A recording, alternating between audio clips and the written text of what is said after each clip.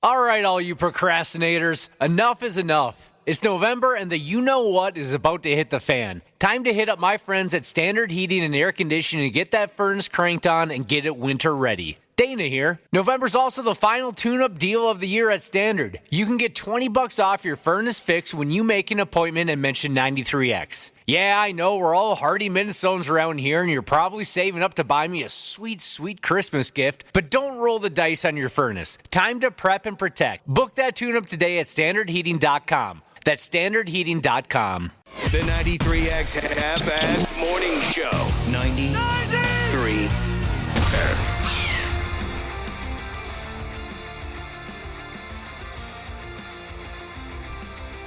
Good morning, you stupid bastards, is a text message that we just received from a listener that calls himself Polish Crooked Nose Jesus. Oh, good morning to you too, sir. And welcome to the 93X Half-Assed Morning Show. Every damn buddy, welcome to the... We're going to have to make room this morning, Josh, for a conversation or two dealing with live concerts. Yeah, it's a big day as far as concert announcements go. Come 8 a.m. Ashley's bricked up. She's very excited about this. I stay bricked up. Always, huh? You're always bricked up. Come 8 a.m. and then again at 9. We have some important concert information for all you stupid bastards. 8 a.m. and 9 a.m. Just remember that. It might be this band. It might be that band. It might be the Steve Miller Band. Never seen them live. Have you? Once. Terrible. It might be the I don't think it was that bad. Charlie Daniels Band. Oh, that'd be cool. Might be Bob Seger and the Silver Bullet Band. It might be the Gap Band. Oh, the Gap Band would be great. You just have to sit and wait to find out. Little River Band. Manfred Mann's Earth Band. It could be a lot of bands, is what you're saying. You want me to stop? Just keep going. Go through. Don't you have a book of bands over there? I want me to stop. Yeah, go through all those. I want me to... Ashley's no longer bricked up. Nah. Oh, I hope it's not the Dave Matthews Band. What about Band-Aid? What? Are you serious? That's a band. Do they know it's Christmas time at all? Paul Schaefer and the world's... Anyway. Sorry I busted a spring there. Here we go with the Tuesday broadcast, by God. Speaking of big concert announcements, I did see the Minnesota State Fair made its first announcement for the 20 and 26 Grandstand Concert Series, Josh, and it's Weird Al Yankovic. Yeah, that's No awesome. way. There's, tickets go on sale this Friday if you're interested. And, I mean, they're going to have VIP meet and greets, all kinds of different tour packages for different experiences for big fans. And it's a Friday night. Oh, we got to find a way to get him on the show. Yes, absolutely. We've been lucky before. We had him on once or twice. He's not always available, but certainly that'd be great. Nah, when you're the greatest performer of all time, you're not always available. I didn't realize the State Fair made concert announcements so early. I don't think they usually do. He announced a full-blown tour, so I'm guessing that was just kind of part of it. Yeah, he announced a 90-date tour, and so I'm sure that's why they added that. Weird Al Yankovic coming to the State Fair. He's calling it, what's he call it here, Josh? The Bigger and Weirder Tour. With Puddle's Pity Party. I'm not familiar with them. No, I'm also not familiar with Puddle's Pity Party. That's an adorable name. Although one time with Weird Al, I was talking to a girl at a bar. She had tight curly hair, kind of like Weird Al. And I said, "Oh, I love your hair. It's kind of like Weird Al's." She didn't find that very flattering. Yeah, you know what? As much as I love Weird Al, I would never assume a woman would find that flattering. Yeah. Yeah. I don't know a lot of women that want to be compared to Al Yankovic. Yeah, I took the loss on that one and just chalked it up and lived to fight another day. Yeah, as talented as he is, he doesn't necessarily have the looks. It's very, and he would be the first to admit that, too. Oh, yeah, he's probably written a song about it. 8 a.m. and 9 a.m., massive concert announcements to be made. So there, you friggin'... What else is going on? I'm an OCD guy. I don't think you're as bad as you think you are. You're just kind of a clean freak at your house, and that's pretty much it. Okay. Like somebody who's OCD is OCD everywhere. Has these. So I think you're more just a clean freak. Yeah, we can tell by your workspace that it doesn't. And your it doesn't lack go of- beyond your house. Lack of organization, things like that. That's an OCD person. All that would be dialed in. Let me start this over then. I'm not an OCD No, guy. you're not. You're not. Where Got are a the touch too. Where are the ADHD people? Oh yeah, so bad. I think pretty much everybody has a little bit of that. Yeah, at least a touch. Can you explain that to me, Josh? The word I'm looking for is the traits of an ADHD person. Well, And that stands for what now? Attention deficit hyperactivity disorder. Okay, what are the traits? Well, I'm certainly not an expert. No, I have a family member who is. It's difficulty concentrating. There's something about energy levels. I can't remember everything, but it does seem like everybody has some of this, but certainly some people it gets in the way of their normal everyday lives. So it affects them that way. So, I mean, this person I'm talking about is on medication for it. And could probably make a lot of money selling it to high school kids if they wanted to. Oh yeah, definitely. Ashley, I picture you doing Adderall in high school. Yeah, I did. And the Not- funny thing is, that's how I found out that. That's kind of how I realized that I had ADHD, because my friends would take it and they would just be like, wired. And I would take it and I would feel normal. I was like, is this how people feel all the time? This is nice. Why do you think when you took it you just felt normal and you didn't feel wired? Because I need to take it. Got her to a baseline. Yeah. It's kind of how I felt when I started antidepressants. But I never felt like going to the doctor, especially at that time. I think like everybody was going to the doctor, and whether they had ADHD or not was like explaining the symptoms, pretending to have the symptoms just to get a prescription. So I thought they'd be like, "You're lying to us." No, kids would go to the doctor. I'm having a hard time concentrating. Okay, here you go. Here's some Ritalin. Oh, or the people who had those like, I guess I shouldn't say good doctors, but in high school I thought they were good doctors, where they would go to them and be like, "I have panic attacks," and they're like, "Here's some Xanax." What? I mean, do you have trouble like with restlessness and things like that? And then was it Adderall? Is that Yeah, what it- yep. And that helped? Yeah, absolutely. Yeah, the forgetfulness is a big part of it. You're not for me. hyperactive though, or are you? Are you? Well, it's a personal question. But do you take it still? No, I Okay. do not. I was hyperactive as a child. Anyway, didn't we hear not that long ago that college kids were getting special treatment by claiming to have ADHD when they really didn't? Does that ring a bell, Josh? Yeah. Maybe in order to get some Adderall. Maybe that was why. No, in order to get special treatment, I should have been more clear. Like kids applying to colleges. Oh, I guess I don't know. But maybe I have it mixed up with a different disorder. I thought it was kids were applying to colleges and getting special treatment on their exams. Oh, I actually got special treatment in college on my exams. So maybe I have the right disorder, if that's what you want to call it, a disorder. Yeah, it took me about a year of college to finally say something to my counselor. I was just explaining about how, I was having trouble concentrating. I think I was just venting to them. And they were like, "Oh, hey, we can get you some extra time on your tests." But you legitimately have the problem. Yeah. The And stories I was reading where there were lots and lots of young people lying about this condition in order to get some kind of special treatment when it comes to acceptance to a certain college or this or that. It doesn't matter. I just was wondering if that story rang a bell. It's possible that I have the wrong condition in mind. So ADHD, attention deficit hyperactive disorder. Word is, if you suffer from anxiety or ADHD, thank God the sex experts have jumped into the mix to help, right? Oh. Isn't that who you were waiting on, the sex experts? Always. To give you some advice on? if you have anxiety or ADHD, sex experts say that getting spanked in a sexual way might help give you some relief, a good crack on the ass. I had asked my wife about this and said, do you think you have ADHD? Hoping she'd say yes so I could give her a little bit of a sexy spanking. She didn't think she did. So I'm trying to work in a sexy spanking in a different way. If there's other conditions that this would help.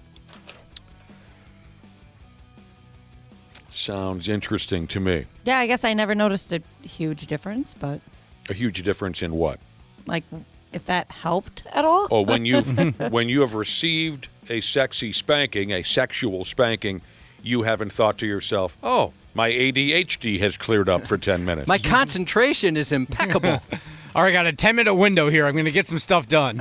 I guess I could understand because in school, if I had like a hair tie on my wrist, it would help if I like flicked my wrist with it over and over again, like kind of like a little bit of pain.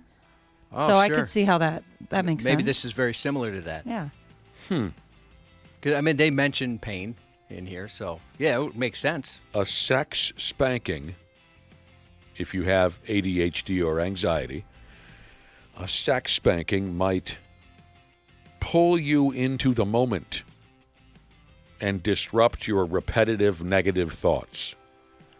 Well, you know, my parents would spank us, so maybe they spanked the ADHD right out of me. Because I don't think I have full-blown ADHD. Well, I know I don't, because there's people that really suffer with it. But like I said, I think everyone has it a little bit, or at times, certainly. Well, I definitely have some difficulty concentrating when reading. I will just kind of drift off and then need to really, literally shake my head to regain my focus on what I was reading. Yeah, like you read a whole entire page and then afterwards you're like, wait, what Right. did I just read? That's exactly what happens. I've noticed that that's like something you have to practice, really, because if I take time away from it, aside from just reading news articles and stuff, which is short, I mean, you can keep your attention there, but I do the exact same thing. But the more I do it, the better I am. Same with like listening to audiobooks. All of a sudden, I'll get to work and realize, if I haven't done it in a while, my gosh, I have no idea what that person said. I hate that. And it just takes a few times to get some reps in before you're able to concentrate. It's kind of like a practice thing. So I'm not an AC, that's not the letters I was going for. I'm not an OCD guy. Maybe I have a little touch of the ADHD, but I can't be sure. It's nothing I've ever considered before. Am I showing any signs of any other conditions? You folks work with me every day. Am I showing any signs of any other conditions? I can't say for sure, but I suspect elephantitis, possibly. Reddit thinks you are. Oh, yeah! Right. Yeah! That's right. I forgot about that. That's really interesting. Have we ever brought this up? I don't think so. I know we've talked about it a few times, but I don't think it was a non-air conversation. Okay. I don't follow social media at all, and I don't think it was any of the three of you. Oh, it was my wife who found this information, I believe, on Reddit. As we discussed a couple weeks ago, there's some people out there who can't get enough of this, right? And some of them, God bless you, for wanting to discuss this program and discuss us with your free time on social media. Some of you, God bless you. The rest of you, F you. But anyway, it was my wife that called my attention to this. She was reading a Reddit conversation about this radio program, and one or two people said they suspect that I am autistic. Yeah. Yeah. They suggested that I was autistic because of my ability to memorize teams and players and ball games and sports history and things like that. And it was Dates and years. Yes, and you have triggers. Triggers? Like certain things will, you have a response to certain things. Like you'll, to certain movie quotes or things like that, certain things will get you to that. Like kind of a same situation comes up, you'll go to that. Like, so that was something that came up too. I don't remember that conversation, Yeah. but I've actually had people bring that up before, not on Reddit, but just ask me, like, do you think he's a bit autistic? So people have said that before. heck? For things like that. Like, I don't know. I'm not an expert. Yeah, I can't diagnose I don't him. diagnose my friends. I've never noticed that. People have asked you, knowing me as long as you have, people have asked you if you think I'm autistic. Just a couple, yeah. Very interesting. I don't know. Maybe I am. I've never. There's nothing wrong with that. No, I've never. Certainly nothing wrong with it. It makes you you. And there's a big spectrum. You're somewhere in there. I'm sure. Again, we're all somewhere in The there. spectrum. I hear a lot about the spectrum. Yeah. I'm definitely on there of some sort. The spectrum. That's what ladies get when they go to the gynecologist. Yeah. Yeah, they hook them up to the yes. spectrum. Yep. Yeah. Right on the nose there. Well, The not nose. on, That's not a on- terrible gynecologist. Yeah, getting a little too close. Yeah, you got to switch gynecologist. What the hell is this thing doing in my nose? So there you go. Never once been on either end of that sexy spanking whatsoever. Oh, come on. I had kind of like a barely, like I was like, okay, I'll. What do you do? I can't picture you dishing it out, Josh, whatsoever. I No. can't hit somebody, What- and I understand it's by request. I get all that, but it, just whatever reason, there's like a brick wall because I'm bricked up, and I can't get through that. What do you do? Sex stuff? Oh, I'm a bit of a sex tiger. Like when Cubby cuts loose, what do you do? Sometimes I go, oh boy, here we are. We've arrived at orgasm. You've never pulled anybody hair. Mission accomplished. You've well, never- I kind of gave it a. Oh, for God's There was a sake. bit of pressure. You never dished out a spanking. Nope. Yeah, what the heck? I'm Josh? guessing there's zero dirty talk. I'm a little bit of a dirty talker. Like, Can you give us an example? like, whoa, baby, here we go. And We're doing the sex. yeah, this is going to be over soon. That kind of thing. You're such a pretty lady. I dig you. Don't get me wrong, I dig you. And I just can't the violence thing, and maybe that's a strong word. I Violence. don't know what other word to use. I'm stuck. I'm autistic. I don't know what word to use there, but you know what I'm saying. The violence thing has never appealed to me in the sexual arena. I get that at consenting couples like this, I've When you had s- the request before. I just can't do it. When you see a bikini calendar, do you call it porn? Oh no, it's smut, pure smut. Smut? Yeah, I don't think I it's love porn. that. I love that. At one point It's or crass. another. At one point or another, you reintroduced me to the word smut. I do have a penis calendar back here, but it's all nature.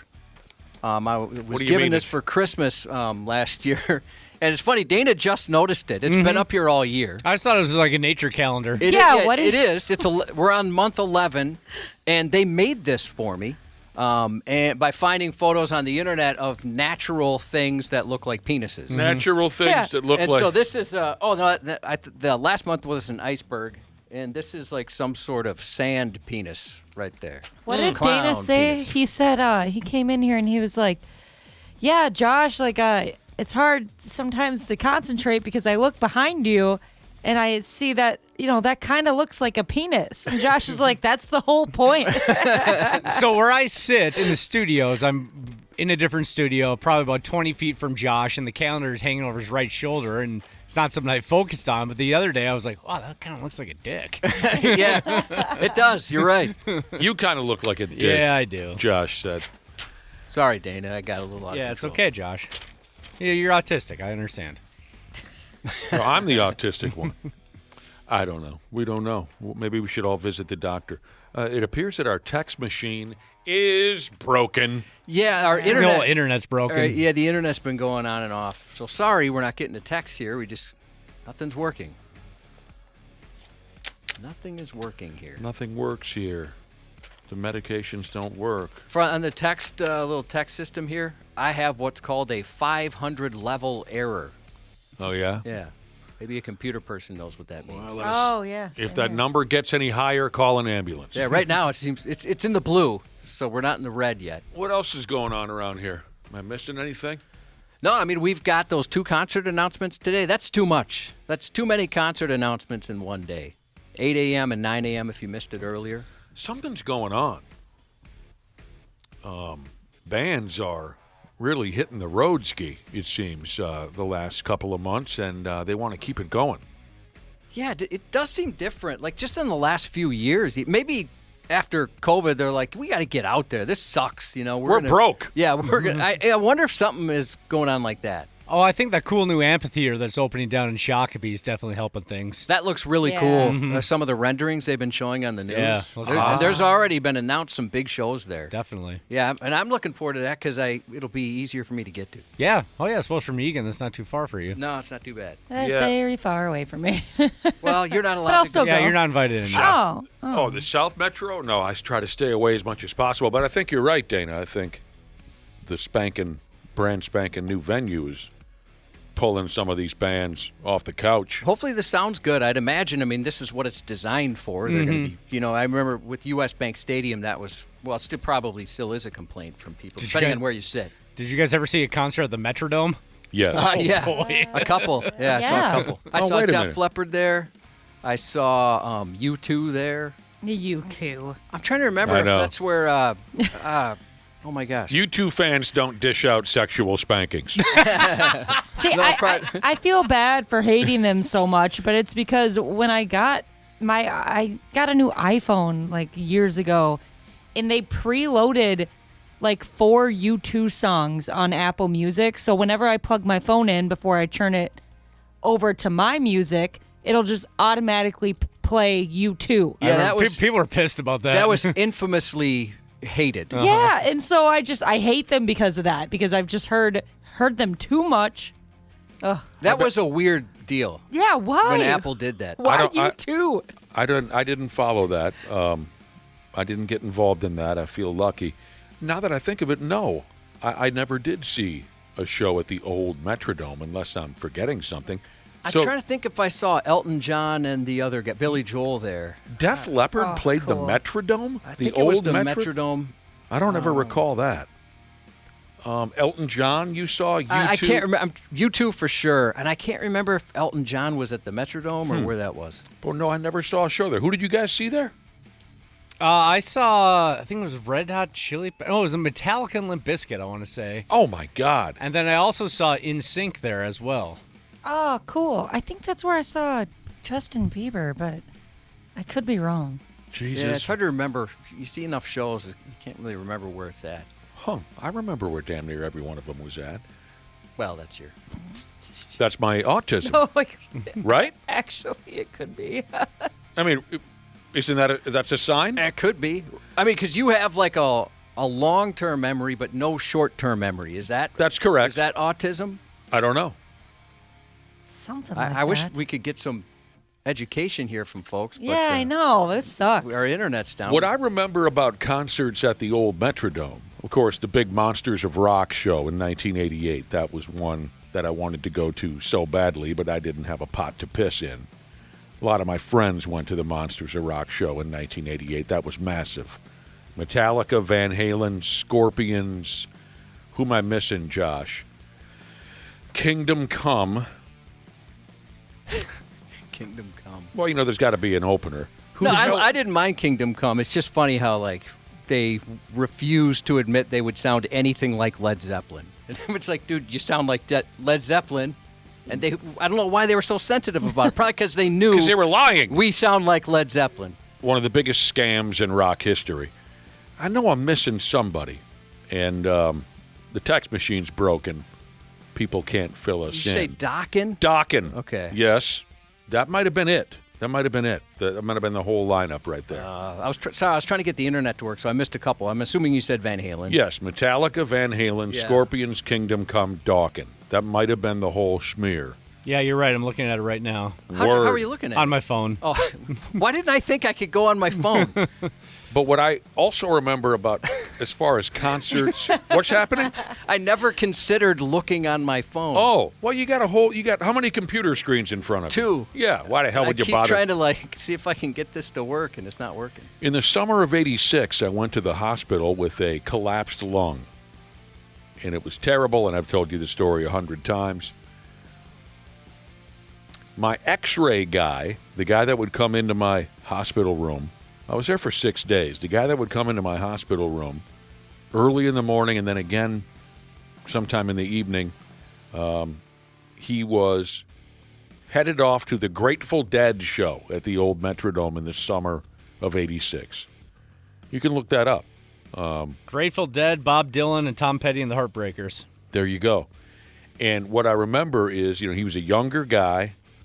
Well, younger in a sense that he wasn't 60. He was probably 35 or something. And he kept talking in the days leading up to this concert. He'd come in and I was miserable. I had a friggin' collapsed lung hooked up to a tank, and it hurt and it sucked. 14 years old, stuck in a hospital. He was a fun guy to talk to, this X-ray guy. And he kept talking about how, I got tickets to go see the Dead. The morning after that show, he looked worse than I did, and I was the one in a hospital bed. The dude, because he had to be there right away, like at 5:30 in the morning to give me my first X-ray, and then he'd come back in at 6 p.m. or something. He looked worse than I did when he walked in the morning after that show, because he must have partied his nuts off. I had a friend that was a Deadhead, and he would travel everywhere to go watch these guys. He's the first person I never even heard of the Grateful Dead until him. Everything he had, do you have a friend who's a Packer fan and everything they have is Packers related? Yes. I got a buddy like that. It's friggin' ridiculous. I'm shocked how much stuff you can get that's Packers related, by the way. Oh, it's obnoxious. And he was the same way with the Grateful Dead. Yeah. He was so into those guys. And he used to wear a drug rug all over the place. Sure. That was kind of his look. Sweet. Tie-dye. And he had a dog that was trained to open the fridge and bring beer to him. Dude, this guy sounds awesome. He was pretty awesome. And he had a dog. Did he have a beard? Did he have a beard? I mean, it was insane. That's a common trait of a Deadhead. A lot of body hair on display for the Dead fans. I never knew anyone who was that dialed into the Grateful Dead. I certainly hung out with a few guys who would go to their show when they'd come to town, but they weren't, driving around in a tie-dye van and constantly bothering us about their music. He wasn't. He could have. Well, his parents could afford it. He was a rich kid, right? So he'd go everywhere. He had a van, just like any stereotype you can think of was this guy. Sounds a lot like Fish fans. Yeah, he was a Fish fan as well. I but bet he was. The Grateful Dead. I mean, that to was him his was be all end all. Yeah. It's like a buddy of mine used to call Rush and Dream Theater. He used to call those two bands pottery rock. Yeah, you know what? Those were the bands you'd listen to in pottery class because all the artsy-fartsy kids were into Rush and Dream Theater. Yeah, some of those bands, too, it's like if you want to cheat off someone or have someone do your homework, just find somebody in line at one of those. Yeah, don't try to steal the homework of a Rat fan or a Poison fan. Steal the homework of the Rush, Dream Theater, Alan Parsons Project.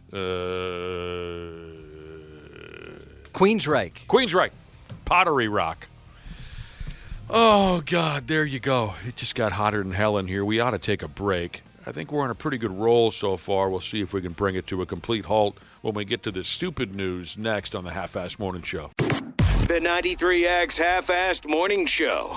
All right, all you procrastinators, enough is enough. It's November and the you-know-what is about to hit the fan. Time to hit up my friends at Standard Heating and Air Conditioning to get that furnace cranked on and get it winter ready. Dana here. November's also the final tune-up deal of the year at Standard. You can get $20 off your furnace fix when you make an appointment and mention 93X. Yeah, I know we're all hardy Minnesotans around here, and you're probably saving up to buy me a sweet, sweet Christmas gift, but don't roll the dice on your furnace. Time to prep and protect. Book that tune-up today at standardheating.com. That's standardheating.com. This episode is brought to you by Progressive Insurance. Do you ever think about switching insurance companies to see if you could save some cash? Progressive makes it easy. Just drop in some details about yourself and see if you're eligible to save money when you bundle your home and auto policies. The process only takes minutes, and it could mean hundreds more in your pocket. Visit Progressive.com after this episode to see if you could save. Progressive Casualty Insurance Company and Affiliates. Potential savings will vary. Not available in all states. Michael Rosenbaum and Tom Welling take you behind the scenes of one of the greatest shows of all time. They're Ultimate Rewatch Podcast. We're in the midst of season 7, and hold on. Obviously, we had a very successful television show for 10 years that was Superman based. But we had to make everyone believe that you were Clark. I gotta be honest, I was surprised at the end of this episode that I wasn't. I was too. Talkville, the Smallville Rewatch Podcast. I'm not sure I knew when I was filming it that I was not me. Follow and listen on your favorite platform. Stupid news on the Half-Assed Morning Show.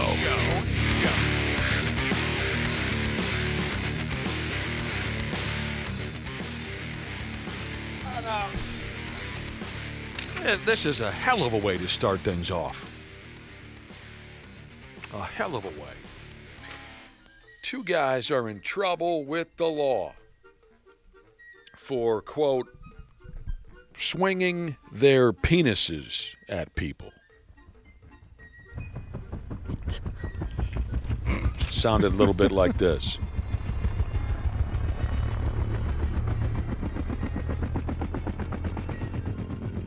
Swinging their penises at people including children.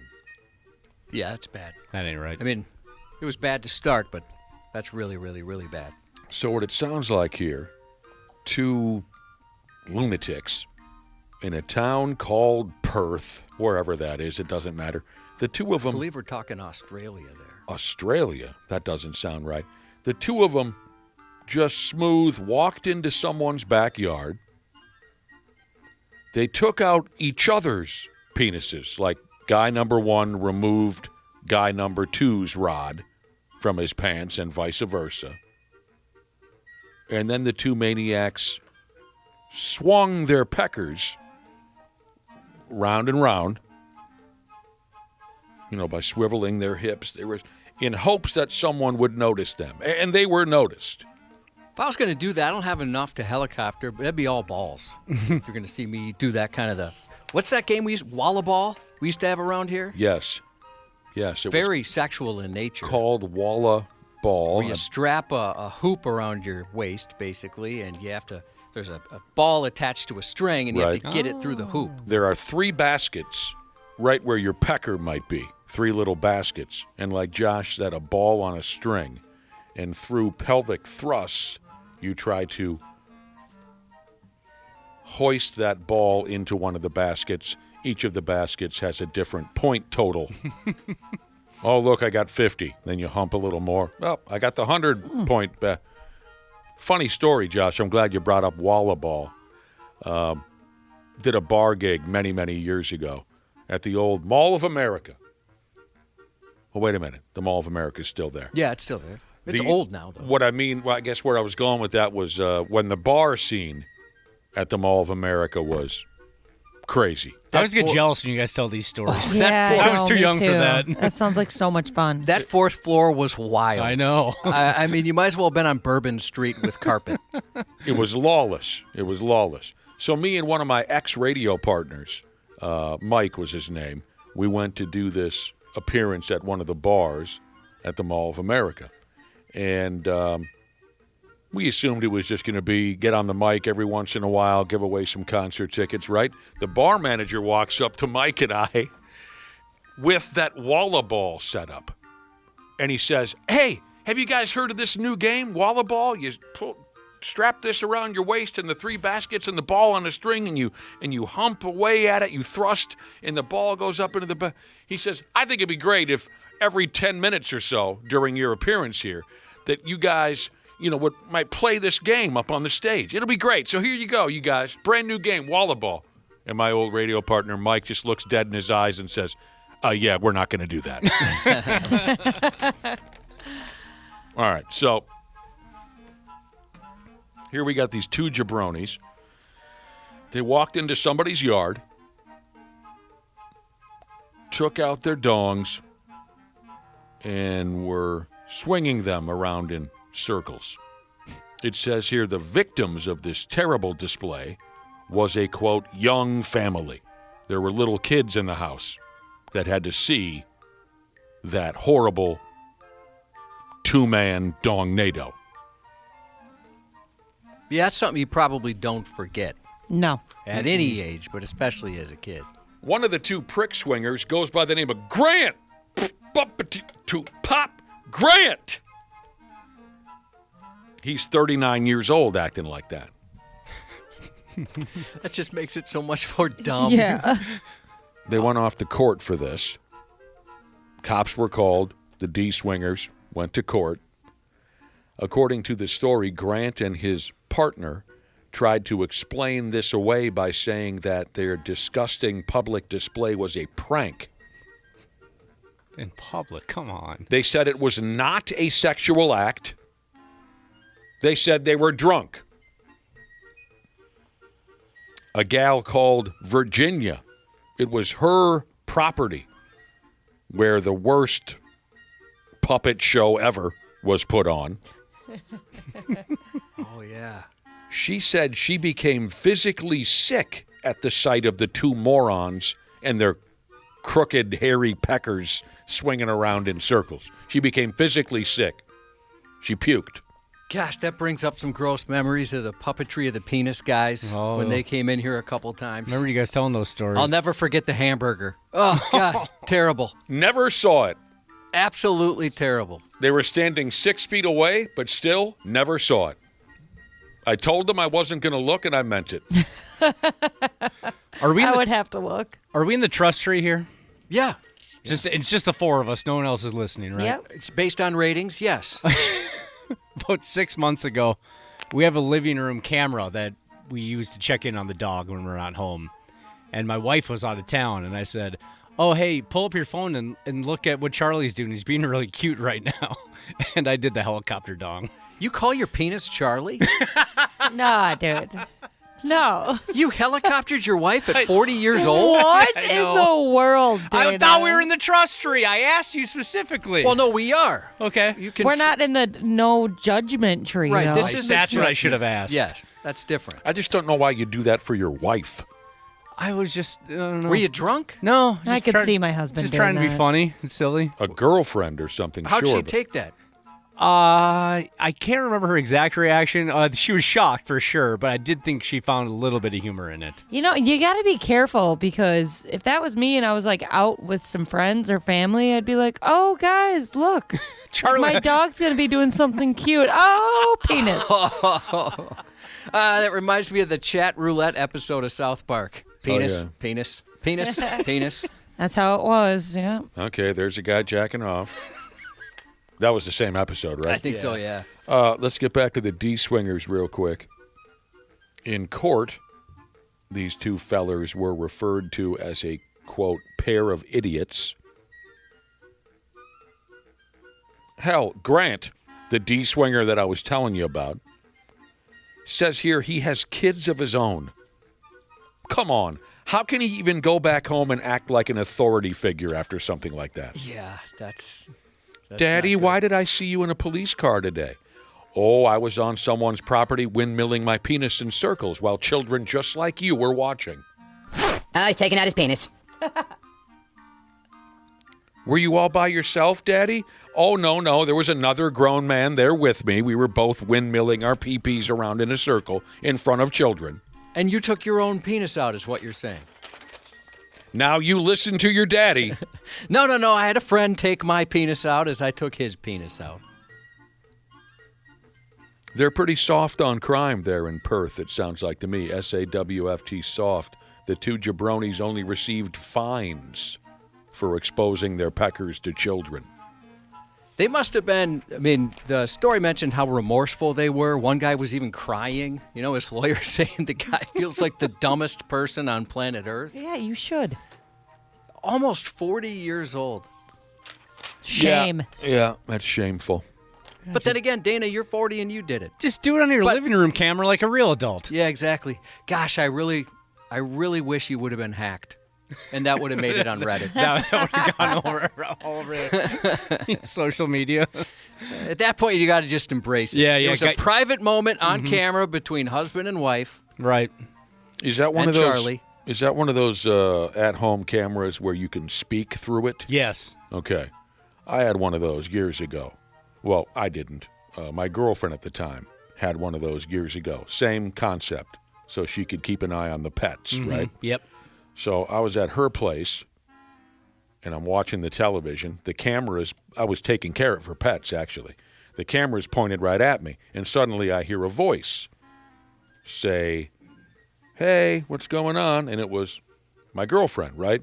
She could look at her phone, see me sitting in her apartment. She could see the pets, and she could speak to me through this little speaker. So she says, "Hey, what's going on?" So now I know she's watching me. She was with a girlfriend out drinking somewhere. And I didn't know this at the time. She told me later. Just for a joke, I'm sitting in a chair. I looked right into the camera, and I started unzipping my pants. And when she got home, she told me she's sitting with this girlfriend. And when I began to do that, her girlfriend went, "Oh, hell yeah." He's taking out his penis. And my girlfriend at the time had to turn to her girlfriend and say, "Wait a minute, what?" All right, here we go. The funny guys at work, the ones who pull the pranks and sabotage your lunch and that whole bit, that kind of thing can be hilarious. Good It can work. be good for morale. A good if work people know prank. how to do it. yeah. Absolutely. You got a good prankster. And they know when to stop. Right. Absolutely. That's Good. key. Knowing when to stop. But there's a completely different style of workplace pranks, too. Sometimes it can be just straight up dark and mean. And I guess that's what happened over there at the police department in New York City. A New York Police Department detective claims he was sexually harassed and racially harassed by his bosses and coworkers. They were trying to piss the guy off to get him to quit. The detective goes by the name of Jonathan Calderon. He claims as soon as he joined the force, his coworkers started effing with him because they were jealous. He got the gig by way of one of his friends who worked at the New York Police Department, and he was put on a fast track to the detective gig. So you following that? The hard-ons at the police department, who had been there for years and never got offered a detective job, decided to take out their career shortcomings on Mr. Calderon. So here we go. Here are the allegations. Mr. Calderon said someone tossed a large black dildo on his desk. So far, that's kind of funny. I wouldn't be upset yet. Some folks in the building called him a D-rider. Someone stuck a big fat orange suction cup pecker to his desk. Someone put a mounted deer in his, I'll get there. Someone put a mounted deer head in his chair. A black dildo got stuffed into his file folder when he wasn't looking. So he reaches into his folder for a file. He grabs a giant black... dildos everywhere. I know. Some of the photos are pretty funny of this stuff, too. Someone claimed he had herpes. Someone called him A little gay. Too far now. Someone called him fat. I wonder what that's like at work. I've never called you fat. But I have noted your weight gain. Yeah, sure. Someone rubbed their actual penis on his back while he sat in his chair at work. Now, that's Way the guy too that just far. doesn't get pranks right there. Do not put your genitalia on me. That is not a prank. That is an assault. Someone rubbed their actual penis on his back while he sat in his chair at work, and the person said to Mr. Calderon, "No te gusta bicho?" Which in Spanish means, "You don't like the D?" Not someone's back. I mean, a drum kit maybe, but not someone's back. A what? Step Brothers reference. Yeah, you don't. You don't do that. You But don't- what did you say? Oh, I say it. Maybe you don't rub it on somebody's back. Maybe a drum kit. Oh, a drum kit. That Yeah. didn't go well there either. Sure, No, some that ended in testicles. It violence. was testicles. Mm-hmm. So this sounds like a terrific place to work, I guess, at the New York Police Department. And this is all in the process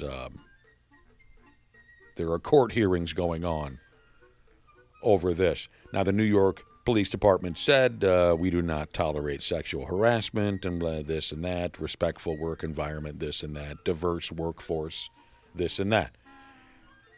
There's only so much a man can take before he dumps a pop-up power bomb on somebody, right? Yeah, and there's a total difference between busting chops between people you respect and like. And you understand these guys are messing with me, we're all friends. But in this case, from the beginning, it was obvious it was retaliation for something. That's not his fault.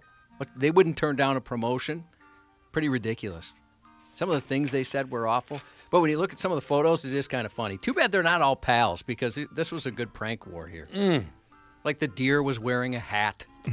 Cute. The dildos were pretty funny. Funny dildos? But everybody's got to think it's funny. Yeah. And there's a line that you don't cross. Okay. I don't know if I've ever heard of these before. I don't think I have.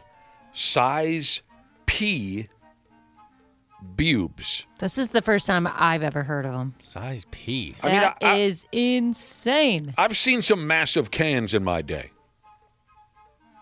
I've never asked a lady if there's a letter I could use to describe her cans. Wow, look at those bastards. What size are those? I've never done that. Yeah, that would be unnecessary information. Probably, not very polite. I've seen some massive jugs.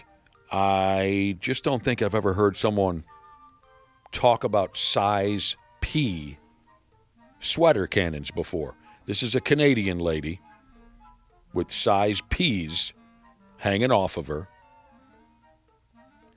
Oh, no.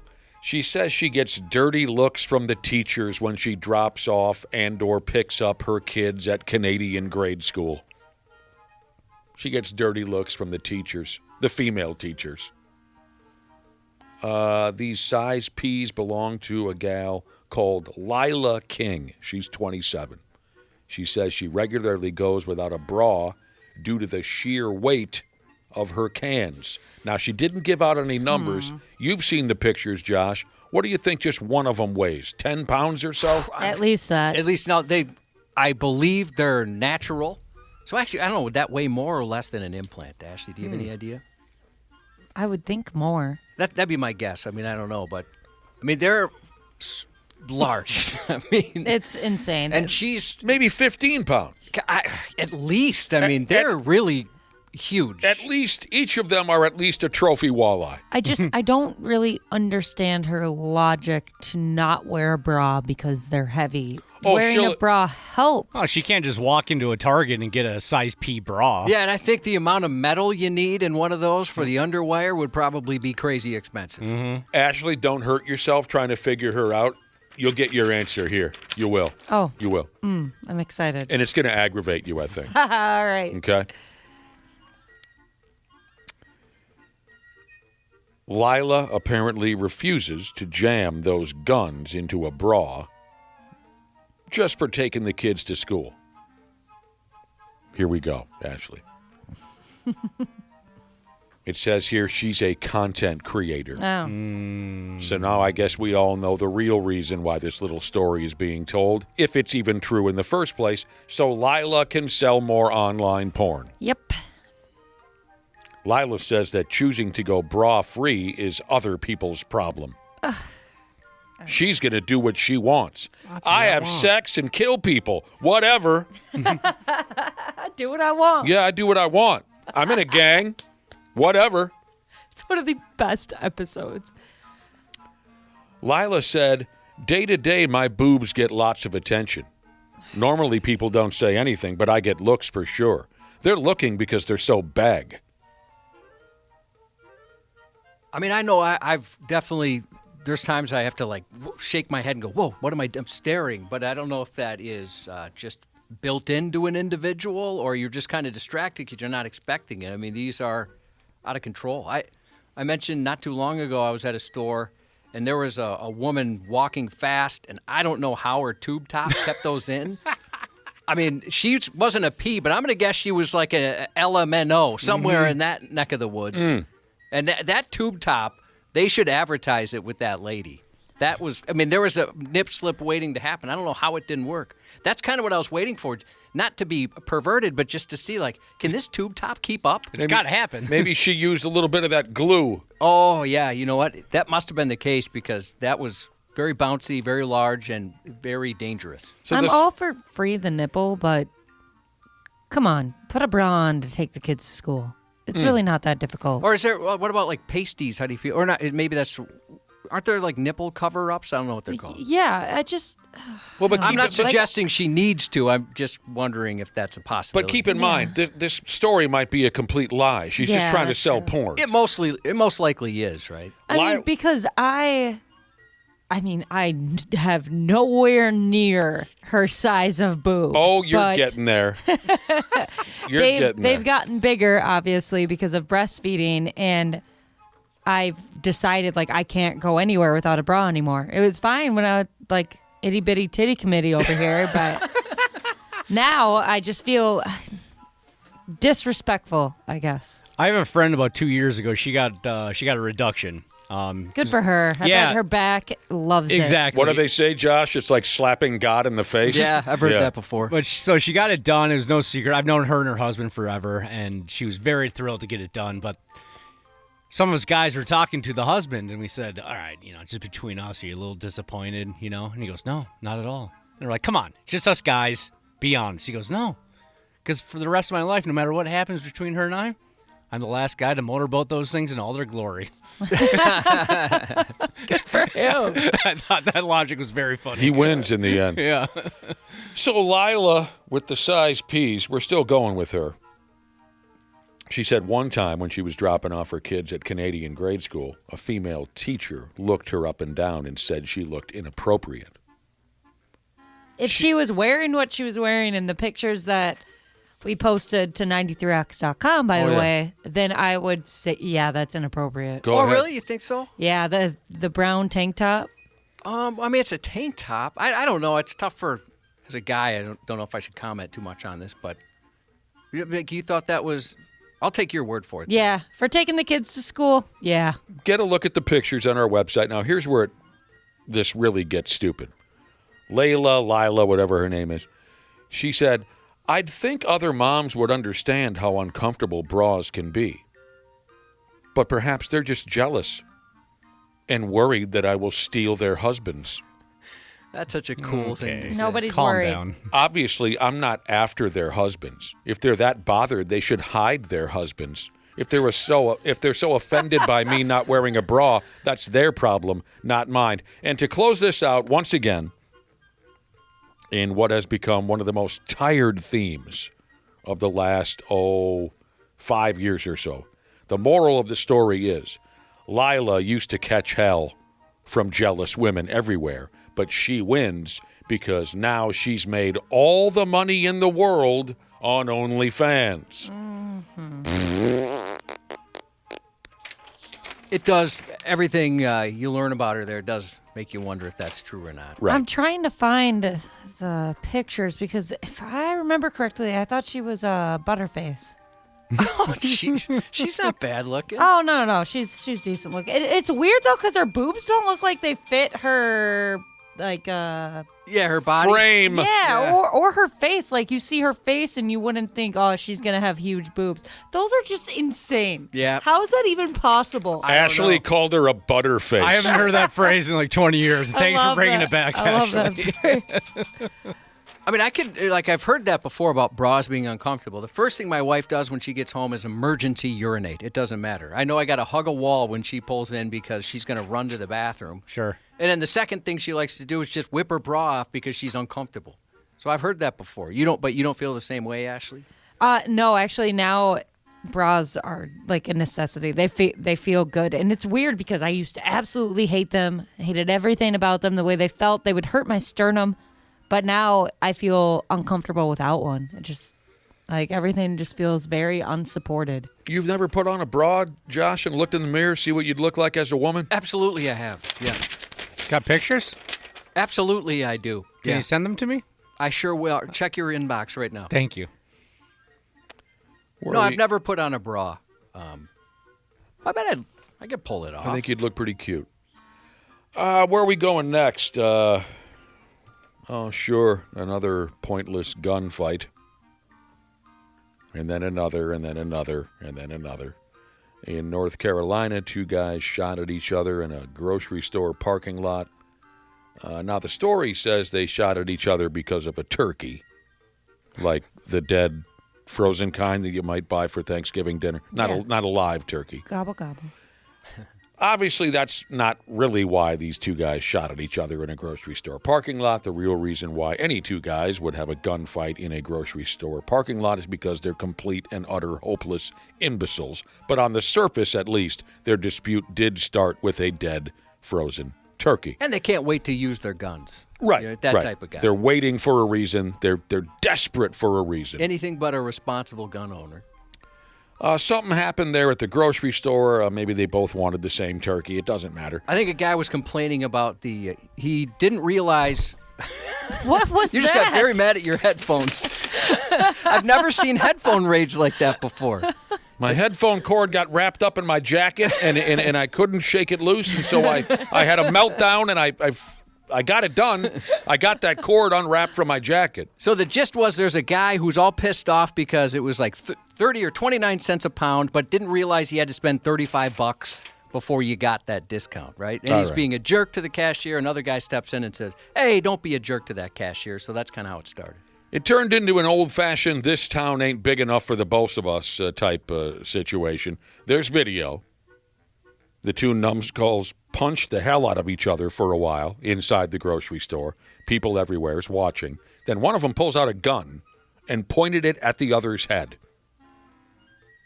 After that, they both walked outside and cut loose with their little gunfight, shooting back and forth, hiding behind parked cars like an old 70s detective television show. One of them was shot in the arm. He's fine. Both geniuses were arrested. Just forget it.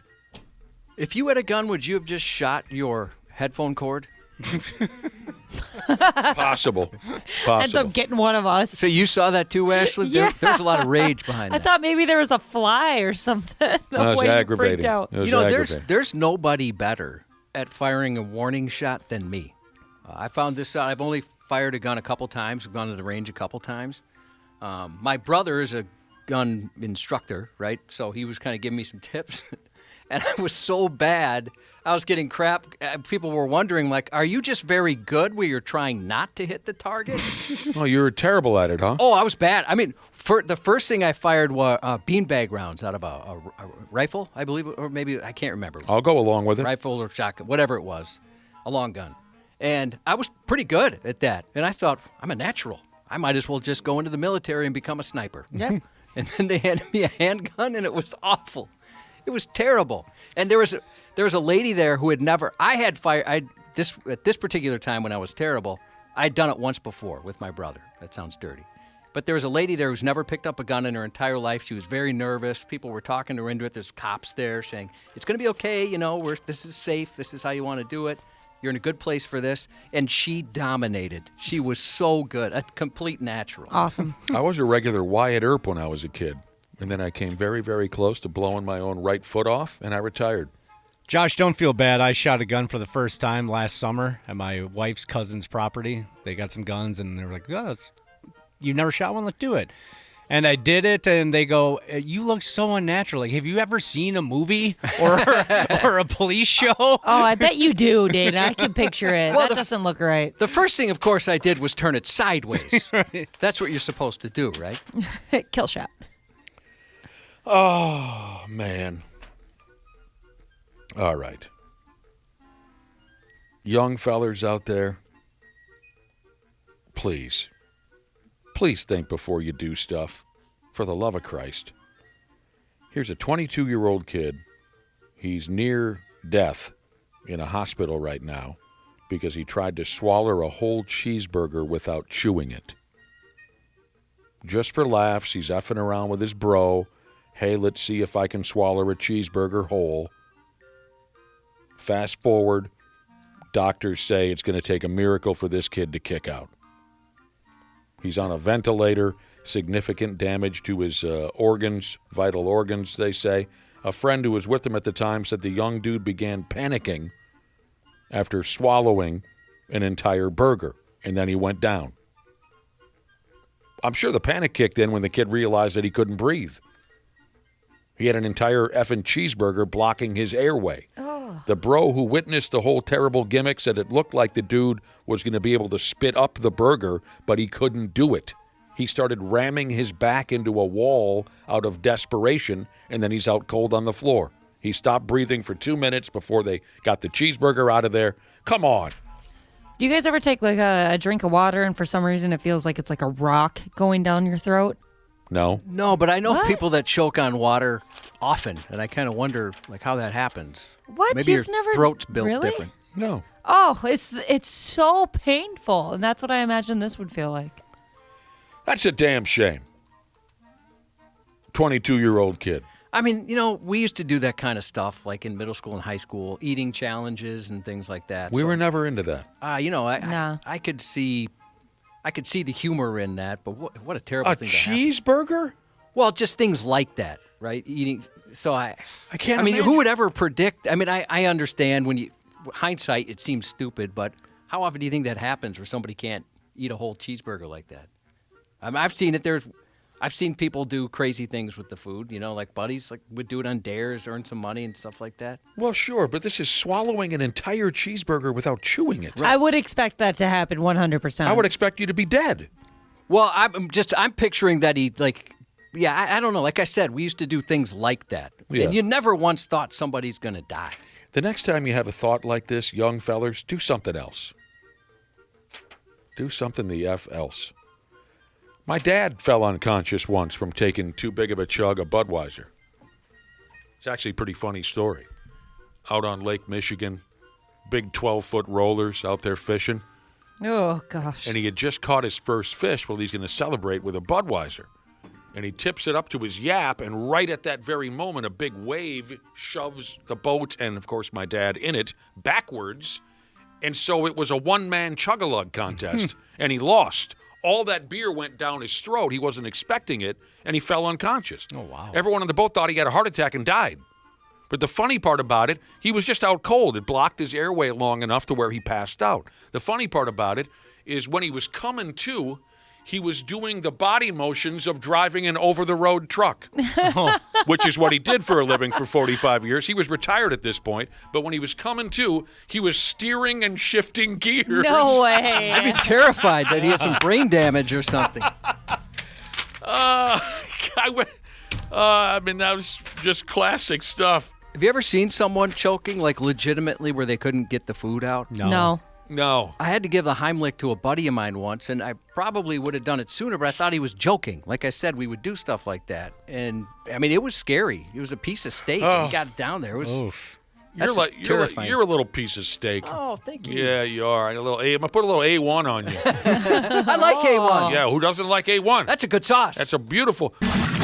Sports on the 93X Half-Assed Morning Show. And Bones Highland can dribble this one out. Once again, the Wolves take care of business against a lesser opponent. 120-96 is the final score. Yeah, the Wolves won last night. They did. By damn, they've won 5 of 6. Last night, they totally curb-stomped the Dallas Mavericks. The Dallas Mavericks. Wasn't the most exciting ball game I've ever sat through. The Mavericks seem pretty helpless at this point. A little bit, They're without this guy. They're without that guy. They got the new guy, right? Mm-hmm. Wolves whooped them pretty good. Anthony Edwards looked absolutely uninterested. I'd be A1 from day one. He knew that he could do little or nothing last night and still get the win. Is that right? So he didn't feel there was a challenge? And Not he was really. bored? He got the basketball, and he's like, who else wants the basket? I don't want the basket. Who wants it? You do something with Nas, it. here you go, Nas. You take the basket. I'm going to hang out over here with these ladies. The Wolves play Washington tomorrow at home. Monday Night Football, the Dallas Cowboys beat the Las Vegas Raiders. Plenty more to cover in a half hour. Randy Shaver's going to stop by. Until then, we'll take a little breaky break and come back with Cubby's News Report here on the program. The 93X Half-Assed Morning Show. All right, all you procrastinators, enough is enough. It's November and the you-know-what is about to hit the fan. Time to hit up my friends at Standard Heating and Air Conditioning and get that furnace cranked on and get it winter ready. Dana here. November's also the final tune-up deal of the year at Standard. You can get $20 off your furnace fix when you make an appointment and mention 93X. Yeah, I know we're all hardy Minnesotans around here, and you're probably saving up to buy me a sweet, sweet Christmas gift, but don't roll the dice on your furnace. Time to prep and protect. Book that tune-up today at standardheating.com. That's standardheating.com. This episode is brought to you by Progressive Insurance. Do you ever think about switching insurance companies to see if you could save some cash? Progressive makes it easy. Just drop in some details about yourself and see if you're eligible to save money when you bundle your home and auto policies. The process only takes minutes, and it could mean hundreds more in your pocket. Visit Progressive.com after this episode to see if you could save. Progressive Casualty Insurance Company and Affiliates. Potential savings will vary. Not available in all states. Mic Drop. Hosted by former Navy SEAL Mike Ritland. It's Raw. So you do 4 platoons and 7 years at Team 3 when you go to the jump team. Scariest job I had in the Navy until people started shooting at me. Yeah. It was a blast, though. It's unfiltered. At what point did you decide I'm done with the SEAL teams? If you only knew how the Navy works, we don't have an enemy to fight, like we'll eat each other. It's tough talk from the top minds in their field. They're not looking for the best guy, they're looking for the right guy. Yeah. Mic Drop. Follow and listen on your favorite platform. Sometimes when I blow my nose, I get a boner. I don't know why. It just happens. Half-assed morning show. We have an officer down. Officer S-A-F-I. Hello? On North Avenue. On North Avenue? Yeah, hurry up. He's been in a wreck. His leg is broke. Body cam footage captured the moment a group of Good Samaritans rushed toward a burning patrol car and saved a police officer's life. This happened in Atlanta, even as rounds began firing from the flames in his vehicle. Oh, dude. The officer had been heading to help a fellow cop at about 10:22 p.m. October 20th when he lost control of his car and crashed into a house. That impact ignited the vehicle, trapping him inside. A police officer ran into the house. It's on fire. Ryan Beck and Cashin Robinson, brothers who lived nearby, ran toward the wreck with a few neighbors. They worked together to haul the cop out. Ducking for cover as ammunition inside the cruiser began popping from the intense heat. We just went off our heart, how we was raised, you know. We wouldn't want to see nobody suffer in that type of situation, so we just hopped out and sprung to action. The brothers tried to comfort the cop, they said, and let him know he wasn't alone. One of the Samaritans was able to grab the officer's radio and call for help. You heard that clip a second ago. Within minutes, paramedics and fellow officers arrived, rushing the cop to the hospital where he was treated for injuries, and thankfully those injuries were not life-threatening. Well, damn. Yeah, good neighborhood there. It sounds like the whole neighborhood went out to help. I'd like to live in that neighborhood. Like, oh, it looks like you guys got it. All right, go ahead. Yeah, thank you. Yeah, you never have to do anything. Yeah. Just the fact that you stepped outside shows, well, I mean, based on his neighbors, he was probably going to help. I'm supervising from afar. So, yeah, not only do they jump into a burning vehicle to pull him out, but there's gunshots going on. Oh, that's pretty badass. That is very cool. An Orlando man was arrested last week after slipping past the front desk administrator at Meadowbrook Middle School so he could yank a fire alarm. Does it concern you that this guy was able to get inside and they thought he was a student, but they find out he's a 32-year-old man? A little bit. Yeah. What a question. Kinda. Doesn't bother me at all. I hope we see more of that. That's all he wanted to do was go inside and pull a prank, pull the fire alarm, run like hell. Yeah, I don't know what his motivations were to get people outside and do something worse. It's tough to know. He's an oddball. I can tell you that much. He showed up at the school's front door about 9 a.m. Wednesday, and the front desk administrator, momentarily fooled into thinking he was a student, let him in. But as soon as she realized he was an adult, she tried to stop him. When asked what business he had on campus, he skipped the small talk and walked past her to pull the fire alarm. Moments later, he was nose to badge with a deputy. That's when he issued his dramatic warning, "Don't touch me.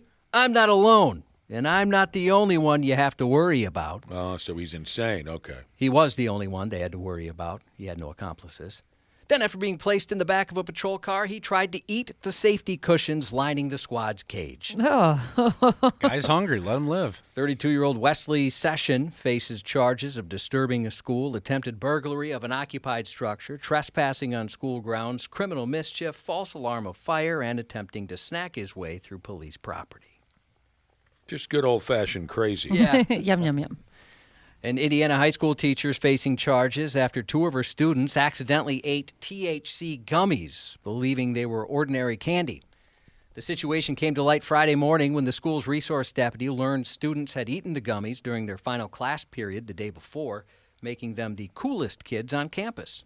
The preliminary investigation indicated the two students involved were unaware the candy they ate contained THC. It was reportedly located inside the classroom out in the open, police said. As officers dug deeper, they discovered the 49-year-old language arts teacher, Ebra McGillum, had brought the gummies into class. Police took her into custody and said they not only found additional THC gummies in her possession, but also determined she was under the influence and operating a vehicle while impaired.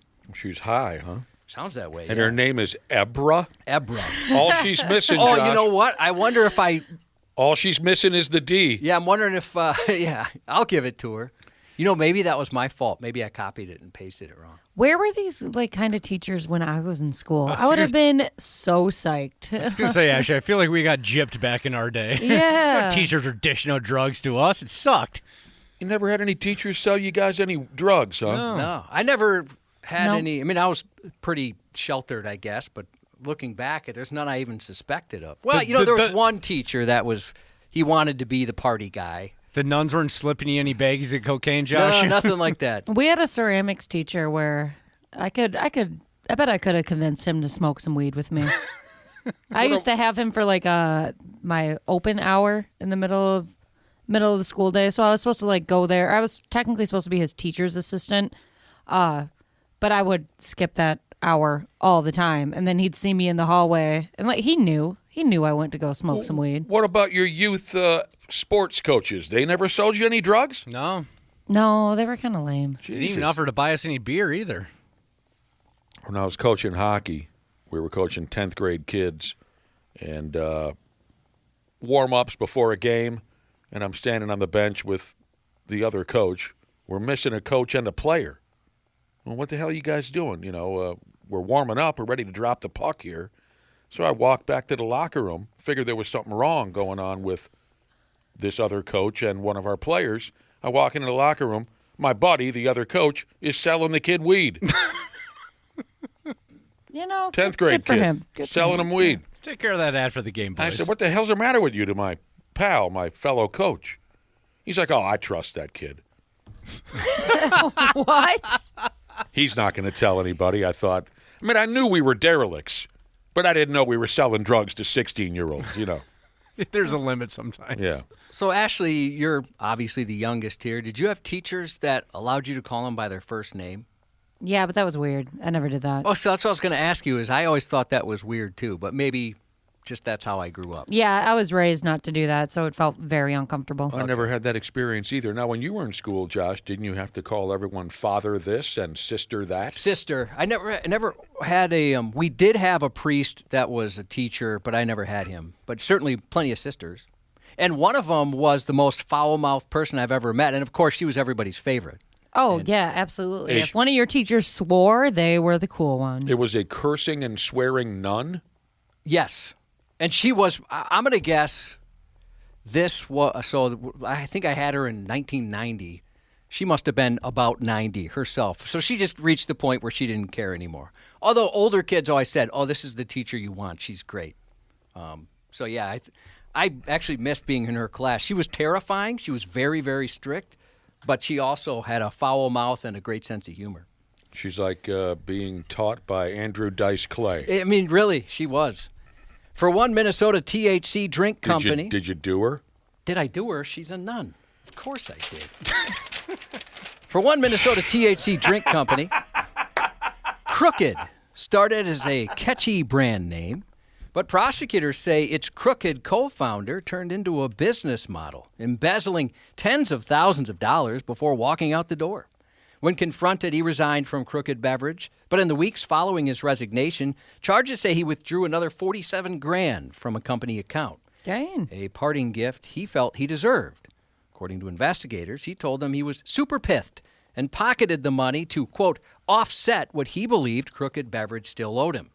Charges say he also impersonated a prominent Minnesota attorney to deceive another company he co-founded. He hoped they would ignore a charging order requiring him to pay distributions to his ex-wife, to whom he owed more than $300,000. $300,000. Charges say he spent more than $7,000 for personal expenses, including purchases at luxury retailers like Louis Vuitton and online merchants like Amazon. An additional $20,000 meant for the company is believed to have been used fraudulently as well. He's set to appear in court early next year, and if he doesn't go his way, the former THC drink mogul might find himself hitting the joint. He owes his wife $300,000. Yeah, holy cow. I kind of wish I was his wife. Yeah, me too. He must have been making some pretty good money. 651 to 715, Jesus said, oh, okay, it just went away. Oh, here it is. A nun taught them sex in 6th grade. We had a nun as well teach us sex. Well, you had to take sex education, right? Yep, and it was 6th grade. And I don't know if we were more uncomfortable or she was, but I'll tell you what, she didn't put up with jokes. We would make some jokes, and she got enraged. She didn't put up with any baloney. No baloney whatsoever. Yeah, I got kicked out of 5th grade sex ed just because I couldn't hold it in. Did you separate it? So, like with my kids, they had day 1 was whatever their gender was, and day 2 was the other? Oh, it was completely separate genders. Okay, and yeah. I was sitting there in the gym and hearing my math teacher say the word testicles like 5 times in the span of a minute, and me and my buddy, we just burst out laughing. We couldn't handle it. It wasn't separated for us. We've had this conversation before. How did they expect any kid to hold it together, any 5th grader to hold it together during sex ed class? Yeah. When you have a teacher saying erection and all these words. We didn't have a whiff at sex ed until we were 15 years old. Yeah, they kicked us out. We had to sit in the hallway. The rest of the kids were in the gym, and then my buddy and I, we had to go to the principal's office a couple days later and have the principal teach it to us, just him and the 3 of us. Oh, I bet that was a blast. So uncomfortable. You just have to write testicle on the board over and over and over again. And we're both sitting there holding our breath, trying again not to burst out laughing because it's just, you're in 5th grade. Right. There's no way they should expect a kid to keep a straight face. We had sex ed in 9th grade, and then again, for whatever reason, we had it again in 10th grade. And I'll never forget the gal in my 10th grade class who had her arm up, wanting so badly for the teacher to call on her while the female sex ed teacher is going on and on about the penis and the clitoris, right? And this gal in my row is her hand up. She just so desperately wants to ask a question. And the teacher's like, yes, hang on. And the teacher finishes her point and says, yes, Missy, how can I help you? And the gal said, what's a clitoris? I'll always remember that. Doesn't that seem like a bad word for some reason? A bad word? That word always makes me think that it's incorrect, even though it's correct. I don't like it. You're using a slur of some sort. It gives you a bad vibe? Yeah. I was just taken by surprise because we had sex ed in 9th grade. We're taking it again in 10th grade. We've heard penis and clitoris over and over and over and over and over again. And I don't know. This gal wasn't joking. She was sincerely lost. And poor girl. I know an adult woman who didn't know what an ovary was until she was in her mid-30s. That makes me sad. And I know a guy. Well, I don't know what an ovary is. Well, that makes sense. You don't have one. I wouldn't. But you know. Yeah, but I'm 54 years old. I've heard it said out loud. I don't know what it does. What does it do? What time is it? Do we have time for this? Make babies. I also know a 30-some-year-old male who didn't know what a testicle did. He had no clue. Well, what does it do? Well, it produces sperm. I just went back to 6th grade. All right, you're out of here. It also shrinks in cold weather. If you can't hold it together, you're out of here, Pitney. So you had it twice, huh? We just had it in 6th grade. I don't know why. I have no idea when we had it. I just remember I don't have that experience that you had. Like it was never awkward. It was never weird. Who said it was awkward and weird? No, I mean, like, I don't remember, like, kids laughing through it. Are you serious? Yeah. Oh, wow. Oh, yeah, we had a lot of trouble with it. She even told us ahead of time, if anybody laughs, you're in trouble. That's stupid. It was You're almost a 6th grader. impossible, right? No, we didn't laugh, really, because we were 9th graders and 10th graders, and we wanted to give off the impression that this was nothing new to us, Sure. right? Yeah. Maybe that was the case for when me. you hit 15 or 16, you want to act like nothing's shocking, right? Because you know everything at 15 and 16. You're grown now. Yeah. But at 5th and 6th grade, Of course you're laughing your nuts off. Know another term always kind of got me? Fallopian tube. There are some kind of funny names. What? Vas deferens would always be one too. And we would use that in place of vast difference. We would say vas deferens. Yeah, see, there's a vas deferens between those two. Hey, Nick, I wouldn't feel so bad about not knowing how things work. Yeah, I don't know how things work. Until college, I took a biology of women class. Get an easy A. I thought that'll be simple, and that's when I learned that there's times in the month that you can't get pregnant, and learned about how you can track your cycle and all that kind of stuff. And I was just flabbergasted because I thought I don't have to be as crazy about protection as I've been. I always double protection all the time, Really? Condom, birth control. I guess triple protection because then, pull out method, all three. Plan because B. I was so afraid. You were a responsible lover? Yeah. And then I was like, all this wasted time. You and I have talked about this off air. Maybe it came up on air once, Ashley, but when my wife and I were going through fertility stuff, I have bad coolant. And that was kind of the issue. Finding out the process of getting pregnant, everything that has to happen, it's impossible. It's insane that anybody ever gets pregnant. Yeah, it's incredibly difficult. Everything has to line up perfectly. It's weird where if some guy sneezes on a girl, she gets pregnant, and it happens 15 times where people trying to have can't, just because of all the conditions that have to go right or, I guess, wrong, depending on what you're looking for that to happen. It is kind of... it's weird. Weird and interesting. Yeah, It's a miracle. I got a cousin who, if he reaches into his pants and scratches his nuts, the lady next door is pregnant with his baby. It's odd. It's odd. Yeah. It's definitely different. By the way, the sister I was mentioning, who when I graduated in 1993, I'm getting text messages from people who also went to Holy Angels and still had her 10 years later or more. I'm glad she was still around because... So by then she was about 100 years old. Yeah, she seemed old back then. But you know how it is when you're young, everybody looks crazy. She could have been 40. I don't know. But she really looked like she's probably in her 70s. Absolutely hilarious. I miss her. Owen Wilson is 57 today. As I mentioned, I did mention this because we didn't get to the story. She's got to be dead by now then. I hope not. Well, what are you talking about? You've been out of school for 30 years. My grandmother-in-law, she lived until she was 100, so maybe she's still kicking. And doesn't it seem like nuns live for a very long time? That's a good point. In the movies, they're older than hell because they've never drank or done it. Right. Kirk Hammett, 63. Kevin Nealon, 72, believe it or not. Happy birthday to Susie, who Amy says is an angel from heaven, and she's grateful to know you. Happy 27th birthday to Turkey Butt McGee from your amazing wife. And happy birthday to Maddie, turning the big 03 today from Frotch Jesus, and that's 93X News. Randy Shaver. There are little signs that he's just becoming a bit of a pain in the posterior. On the Half-Ass Morning Show. Hey, listen up. Before we do all the celebration stuff, we made him proud. You guys made him proud, man. Unbelievable. Yes, absolutely. Randy Shaver, the final from Monday Night Football last night was the Dallas Cowboys 33 and the Las Vegas Raiders 16. They did it all for their fallen teammate Marshawn Nealand. C. Willie Miles is here, too. What's up, pimp? Hey, man. What's happening? What's going on? Good to see you, C. Willie Miles. It's great to be seen. Absolutely wonderful. How are you, Randy? I'm good. Well, you sound great. Yeah. Very enthusiastic. Definitely. Tired this morning. What's the matter?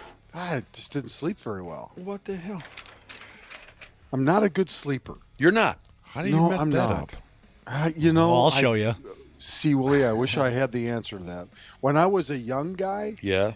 When I was in high school, I could sleep till 2 o'clock in the afternoon. You could shut her down and stay down. Without any effort whatsoever. Right. Could sleep till 2. And now I can't find a way to sleep. I'm sorry to hear that. Are you still like that on the weekend, Nick? Who, what? Are you still like that on the weekend where you could sleep that late, or is it? Hell yes. You still are? I can sleep until, someone has to do something to wake me up. Yeah. Oh, if I laid down right now and nobody disturbed me, I bet I could sleep for like 2 days. I can't. I'm great at it. I'm the best napper, best sleeper in town. Randy, No. Maybe I'll have you over for some kind of a slumber party. I'll give you some pointers. There's nobody. I'd beg to differ. I put my wife up against anybody. She's a crash napper. I mean, I'm talking sniper napper. Like, at any moment, boom. If you're not having a conversation with her, she's out. Well, I think that's called narcolepsy. Yes. Exactly. That's what I keep telling her. My dad had that. I tell her that.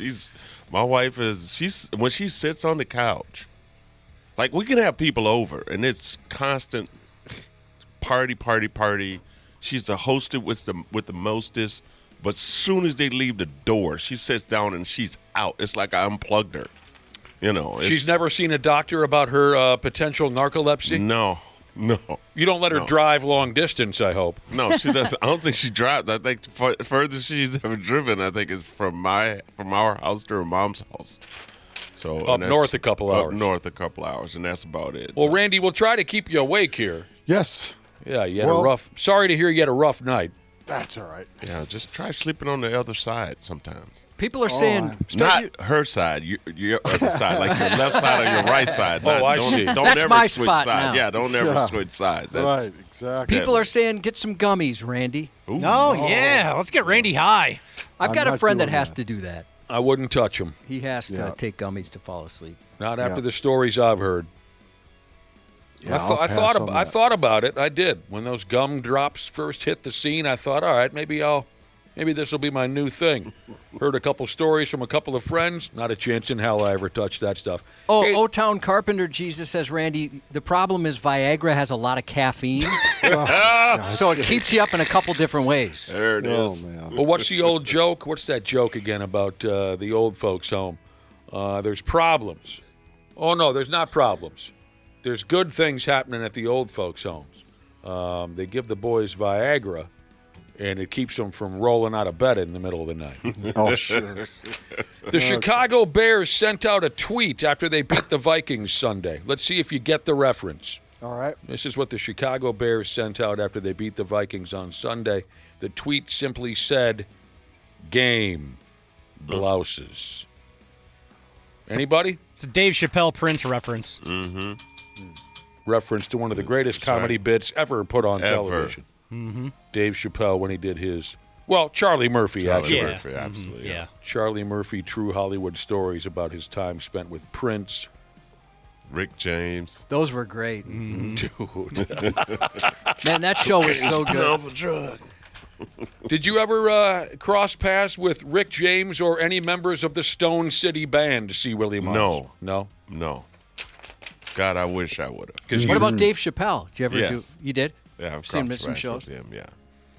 That's funny that the Bears simply tweeted, "Game blouses." I love that scene. When Prince dunks is how you say it, the basketball, a reverse two-handed dunk, and he stares into the camera.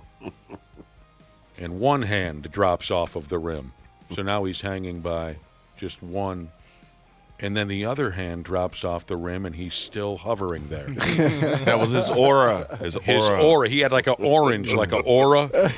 Was he decent at basketball? Yes. He was a great hooper. Okay, I'd heard that before, but I didn't know if people were joking because of his height. No, he was great. No, Dude had a that's- crossover that was it's unreal. That's the word, is that he was a terrific high school basketball player. I've seen the photos. His team photo, when he passed, however many years ago that's been. Of course, all the newspapers are putting up everything ever documented on the life of Prince. The picture of his, I believe it was his 9th grade basketball team, is one of the most hilarious photos you'll ever see. Because Prince is just this tiny little character, funny-looking hairdo. Mm-hmm. All of the rest of his teammates appear to be 37 years old. But at least that's how they were built, and the facial hair choices of the time. You know, it was mid to late 70s. Exactly. They look like absolute grown adults. And it was a 9th grade basketball team. Did Prince ever really make pancakes after a great game of basketball, like they talked about? According to Charlie Murphy, yes. That was good. Yes. Well, I don't Did you think watch that? he personally made it, but I think Right. Yeah, he probably had somebody he had to a do that chef for him. back there. Yeah. Uh-oh, Randy Shaver. Drew McGarry of a website called Defector.com has written another article. Very talented writer. Can you imagine getting on his bad side? Oh, he's so jeez. biting and smart. I mean, you just couldn't come back from that. Imagine if he was hosting a roast of you or something. That would just be awful. Oh, yeah, you'd go home crying. Yeah. We've featured his talents many times on this show. He doesn't hold back. He's a Minnesotan, and he's a big Vikings fan. He's written an article titled, J.J. McCarthy Sucks. Here are some outtakes from that article. I've seen enough of J.J. McCarthy, he says. On a weekend where draft mates Bo Nix and Drake May assumed full command of the AFC, there was the Vikings quarterback playing football as if he had acute lead poisoning. Golly. I have no idea what that means. I don't know, but It sounds funny. Yeah, it works for humor. Cute lead poisoning. It complicates a lot of body functions. So, Oh, man. Sunday, the Chicago Bears were playing against a fella who is no longer anyone's idea of a real NFL quarterback. Like Bears quarterback Caleb Williams, McCarthy only completed 16 of 32 pass attempts. But that's where the similarities end. Where Williams looked resourceful, McCarthy looked lost. Where Williams looked like the unquestioned leader of his team, McCarthy looked like an effing water boy. His mechanics were non-existent, as was his touch. He was unable to complete easy passes from a clean pocket. He failed to prosper from an effective Vikings running game. And when he missed, he did so with a frighteningly Tebow-esque flair. wow. That's, yeah. Ooh. I mean, he hasn't been wrong yet. No, he's not. He wrote down a lot of good stuff. Oh, that's what he does. It wasn't just ugly to watch, it was uncomfortable to watch. It was a football snuff film. You know, when I say he writes down a lot, I'm saying, like, as a good writer, you got to know where to put that. Yeah. You don't just put snuff in front of, or behind anything. You got to know this is the sentence I want to use, snuff film. There's a perfect order. Exactly. In the process. McCarthy's yips were so pronounced that they became contagious.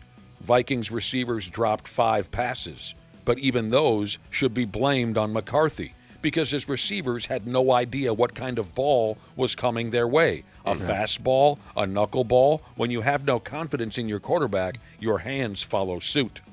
Wow. Vikings fans have been waiting their whole lives for a legit franchise quarterback to call their own. That's why the team's brain trust laid out a detailed plan for J.J. McCarthy that began years before they'd even drafted him. Clean up the cap room, draft a big-time quarterback prospect in the top 10, surround him with talent both on the field and on the sideline. It was a good plan, one that both the Vikings and their fans believed in. The coaching staff raved about him at every turn. Vikings fans couldn't wait to see this guy walk into the stadium and become the next Fran Tarkenton. They were ready to detonate. You could feel it. Their patience went unrewarded, punished even. There are still 2 months to go in this season. Justin Jefferson's body language spoke for all of us Sunday. He already knows what he's got in his quarterback. They all know, and now I do too. This kid is a lemon. J.J. McCarthy isn't getting better. He's given little indication that he ever will. Oh, my. I truly hope that kid is one of those athletes that lives by the promise of I don't read the articles, because that was pretty damning. Yeah. Just one man's take. Yep. Cincinnati Bengals wide receiver Jamar Chase has been suspended 1 game without pay for spitting on Pittsburgh Steelers defensive back Jalen Ramsey on Sunday. We talked about this yesterday. He'll miss this Chase character will miss the team's upcoming game against the New England Patriots. Not that I care, but did Ramsey get suspended for the punch? I haven't seen that he's been suspended yet. I saw nothing on that. Yeah, Okay. I don't think he has. Yeah, I Googled it, and I still nothing. I don't understand what makes a grown man spit on another person. I got pretty heated as a youth athlete, and I never once thought to spit on somebody. I did too. I'm That's telling so you, disrespectful. I was a scrapper, man, but I would never. It never occurred to me just to go, just to hoof up a loogie No. and sling it at somebody. I two-hand shove a kid right into the grass, but I'm not going to spit on him. I will talk about your mama. My mama? Your mama? Yeah. Your mama's mama? On anything I can get in between them 6 inches between your ears, I will say it. I can't. I got flagged for it. You had a couple of penalties called on you? Oh, really? For Said running. something too foul? What do they call that in the business? They call that unsportsmanlike conduct. Right. It wasn't. I was like, she was. And that was another flag. Oh, Josh? I'm doing my best. No, you don't see it. Don't do it. Just please, can we just end it? I can't. I'm using my left hand Again, this is to hold back my right hand from not pressing the button. Do it. Just don't, don't do it. Why do it? What's the benefit of doing it? There is no benefit. I'm trying to stop. Just don't do it. See, Willie wants it I done. You appreciate- have no, to do it. See, Willie. See, Willie's he's our guest. See, Willie does not call the shots around here. You're not going to do it. All right. Thank you. My foot hit it by. Oh, no. That was I have restless leg syndrome. Restless leg. I'm sorry. Oh, no. That was a sneeze. I think Nick's going to go home. He already did take out some frustration on some headphones earlier. I heard about that. Strange. I got mad. I heard, had a little spasm over there. Everybody was concerned, but no one said anything. Oh, you know what? I had to do it. I mean, my foot had to do it. People are calling me a chicken and a yellow belly and stuff like that. A yellow belly. Oh, my God. You didn't say anything about the awful language headed Yeah, well, they're just coming in right now. Yellow belly. It's funny because as I was reading that story, editing that story, and there's another story in here somewhere. I was thinking to myself that maybe you'd finally gotten over it, but I guess not. I'm over it, but there's... No. You always explain it away like you enjoy making me mad or whatever. Just please, I'm asking you as a friend, please. I'll delete it. Thank you. Don't delete it. I will. He's not going to delete it. I will too. I just have to hit the delete button. Well, that's weird. Oh, my God. He's out of here. I was not expecting that. No, sir, farewell. None of us were expecting that. Nobody predicted that. Right. Again with this garbage, Shedeur Sanders' house was broken into while he was making his NFL debut for the Cleveland Browns on Sunday. It's just terrible. It is. Who breaks into someone's home anymore? Yeah, you got to just catfish them or do some sort of phishing email. That is so over. That's so last summer. People got cameras and motion detectors. You can't just break into people's homes. Yeah, I don't understand that either because you're going to be caught, especially somebody that has money. That's the weird part is they just don't care anymore. Like Porch Pirates for a while, it seemed like doorbell cameras were slowing it down, but now, they'll just kind of disguise themselves and they don't care. It's weird. Speaking of those, I am so hooked on those videos that are on social of these. Oh, my God. The Porch Pirates where the packages blow up in Oh. their faces. The glitter bomb. I cannot stop watching those That is things. hilarious. I don't know if they're real or AI. I have no idea, and I don't care.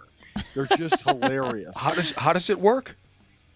Well, somebody they plant some sort of a device in the box because maybe they've had a few packages taken from their porch, and the packages will blow up in the person's face and put glitter. Or I like the ones that sort have of dye paint in it. Right. Dye, yes. It's like those, what's that gimmick at the bank? Right. Yeah. Yes, Dye exactly. packs. It's exactly what it is, and I can't stop watching them. I've never heard of such a addicted. thing. I got to check this out. It is you're hilarious. gonna get addicted. You'd love it. Yeah, I don't know how many of them are real or not, but they're still entertaining. And next thing you know, the bad guy's face face is blue. Yes. From the It's- dye that it. I mean, people are texting and saying they're fake, and they likely are, but I know they're funny. There was some that existed before this whole Exactly. AI thing Yeah. took off. And then the eyes fall out? Usually. the AIs Yeah. fall out. The AIs fall out, yes. We talked a little bit about this guy yesterday. All-time awesome pimp, deserved better, former NFL quarterback Bernie Kosar. He survived his liver transplant. Did we know that yesterday? Yeah, we did not because the surgery happened yesterday. Okay. He survived his liver transplant. He was on a waiting list for a year, but they got it done. Yeah. You know, it was weird. My friend, she donated part of her liver to her aunt, and her aunt was terribly sick. And my friend was more messed up afterwards than the aunt. And she explained it like, well, yeah, I mean, all of a sudden she's got a working liver, and the aunt recovered very quickly. It took a little longer for my friend to recover. Yeah. During this past week, Bernie Kosar had to undergo 5 procedures to stop internal bleeding from killing him dead. Jeez. And then when I learned the news yesterday that Bernie had survived his surgery, I watched some highlight videos on YouTube of his playing days with the Browns. There was no quarterback in NFL history who was more accurate and powerful off of his back foot than Bernie Kosar. Over and over. You should look this stuff up if you're a younger person and never watched him throw the football. Over and over again, he could whip that sumbitch down the sideline and time it perfectly with his wide receivers off his back foot. He didn't even use his legs to throw the football sometimes. His Right. arm was so damn strong. I was crying like a baby watching that stuff. Yeah, he was a good quarterback. I was a big fan of Bernie Kosar. Well, that's great news that it Yeah. worked, you know, he came out of it okay. Still got a long way to go, though. Oh, sure. Yeah. Yeah. If you take the time to watch these old Bernie Kosar videos, what makes those old videos especially fun is seeing the Browns home games from back in the 80s. They played at that garbage pile stadium. Oh, right. Yes. Filled with overly intoxicated derelicts who would have killed you in the parking lot if it would have helped the Browns get to a Super Bowl. Almost as bad as Raider fans. Really. Yeah, right up there. Almost as bad. And the field was always a complete disaster. The Browns played every home game back then on hill. Bless you. Bless you. That one came out of nowhere. It was like the equivalent of a muddy dog racing track. That's what the Browns played on. That was beautiful football to me. So I enjoyed watching those videos yesterday. You Speaking of should the have seen videos- him at when he played for Miami. He was. Mm-hmm. I can't remember the receiving crew that he had, but holy moly! Well, that was 1983 when they won. He was just electric. When they won the national championship. I'm trying to think who one of his receivers might have been. Brian Blades, maybe? Yeah, sounds right. There were 2 Blades brothers who played in the NFL. One was a receiver. Benny Benny Blades. Blades. There was Benny and Brian. Benny Blades. Jack Blades. I think, it was Jack. Sing me away. Sing me away. All they do are write hit songs. Jack Blades, the lead singer and bass player of Night Ranger, of course. All right, so going back to those glitter bomb videos, the brother and sisterhood are texting in about, is it Mark Rober? Is that how you pronounce his last name? If I'm not mistaken, isn't he like a former NASA guy or like a rocket scientist? Oh. And he developed like these glitter bombs and stuff to get people. He got frustrated with the porch Really? pilots. A NASA guy, so he knows Yeah, what I he's think he did something like that. He was some sort of inventor or bright dude. I got dumped with glitter at one of those Halloween haunted maze type things, and that's no joke, man. I was finding glitter in my house in my car for days, years, months, everything. My mom banned the use of glitter in our household after like the first homecoming and in high school. I could She's see like, why. Absolutely not. My No daughter more. loved it. I mean, even like if there was lip gloss or everything that had glitter on it would just get everywhere. Yep. According to Google Keyword Planner data. Now, I don't know what that is. C. Willie Miles, go ahead. Can you repeat the part where he said the things about the stuff? Seaweed planter? According to... Did you say seaweed planter? I said nothing about seaweed. Are you sure? But I appreciate the effort. According to Google Keyword Planner data, they came up with the most hated NFL team in America. And it isn't the Chiefs. That's surprising. This ball club is hated in 13 states, which is the most of any team. Probably the Cowboys. It is not the Cowboys. I'm going to go with the Packers. It is. Cowboys haven't been good enough to really hate Yeah, you're anymore. probably right. Yeah. Their Packers did make quite a few states. Yeah. It is not the Packers. I wouldn't have guessed that. No. But both are good answers. Well, I don't think the Chiefs even made the list. No, they did not. Patriots? It is not the Patriots. The Lions? Yeah, okay. It's my club, my favorite club. You guys are overthinking it. The current Super Bowl champion Philadelphia Eagles Oh, sure. are the most hated team in America. Followed by the Las Vegas Raiders. Yeah. Why would you? I don't hate care Raiders? about the Raiders. I would think it'd can't- be the I would- Phillies fans, but not the team. If I'm a fan, I can't wait to play the Raiders. They're so terrible. It's the middle of the country that hates the Raiders, too. If you look at the map, Really? Cubby's What's correct. their problem? I wonder if it's just like a dislike of a coast. The Iowegians, Missouri, Nebraska, Colorado. I can't identify all these states.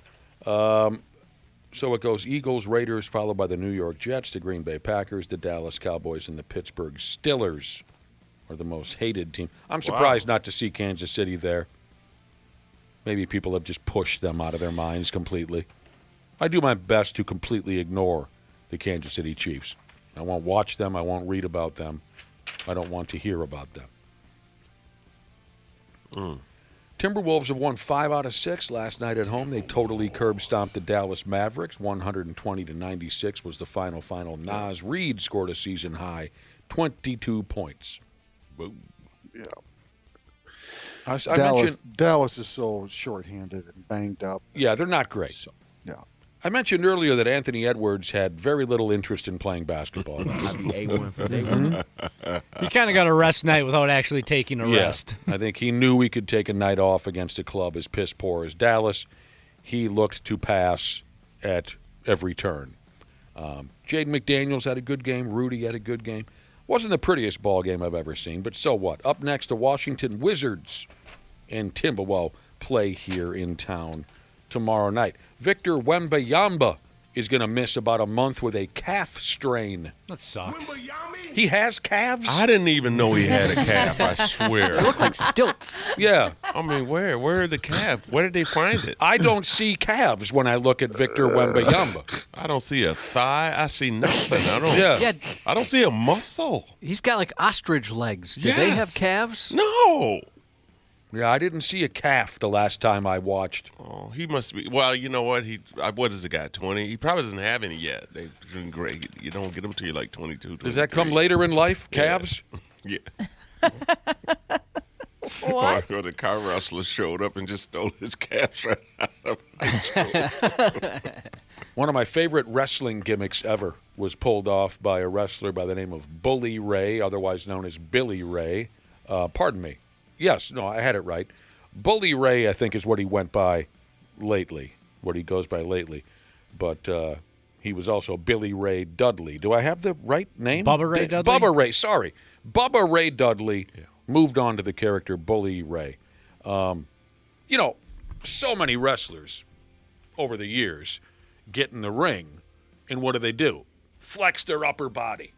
Well, Bully Ray found a gimmick that no one had ever done before. For a stretch of time, he'd get into the ring, and he's a big guy, but not overly defined. He would get in the ring, he wore shorts when he would wrestle, and he'd make the cameraman focus on his right calf. That's funny. And then he'd blow it up for the camera. And it wasn't anything overly impressive. It just looked like your average. But he made the cameraman focus on his calf. That's what you're dealing with tonight, right there. That's great. Put the calf on you. Future Timberwolves point guard Ja Morant is out for at least a couple weeks. He has also strained a calf. That's a convenient way for him to be off the court. Right. Yeah, he has no interest in that team right now. He is. That's just a convenient way not to play. You don't think he really strained a calf? No, I don't. So they're setting up for that trade.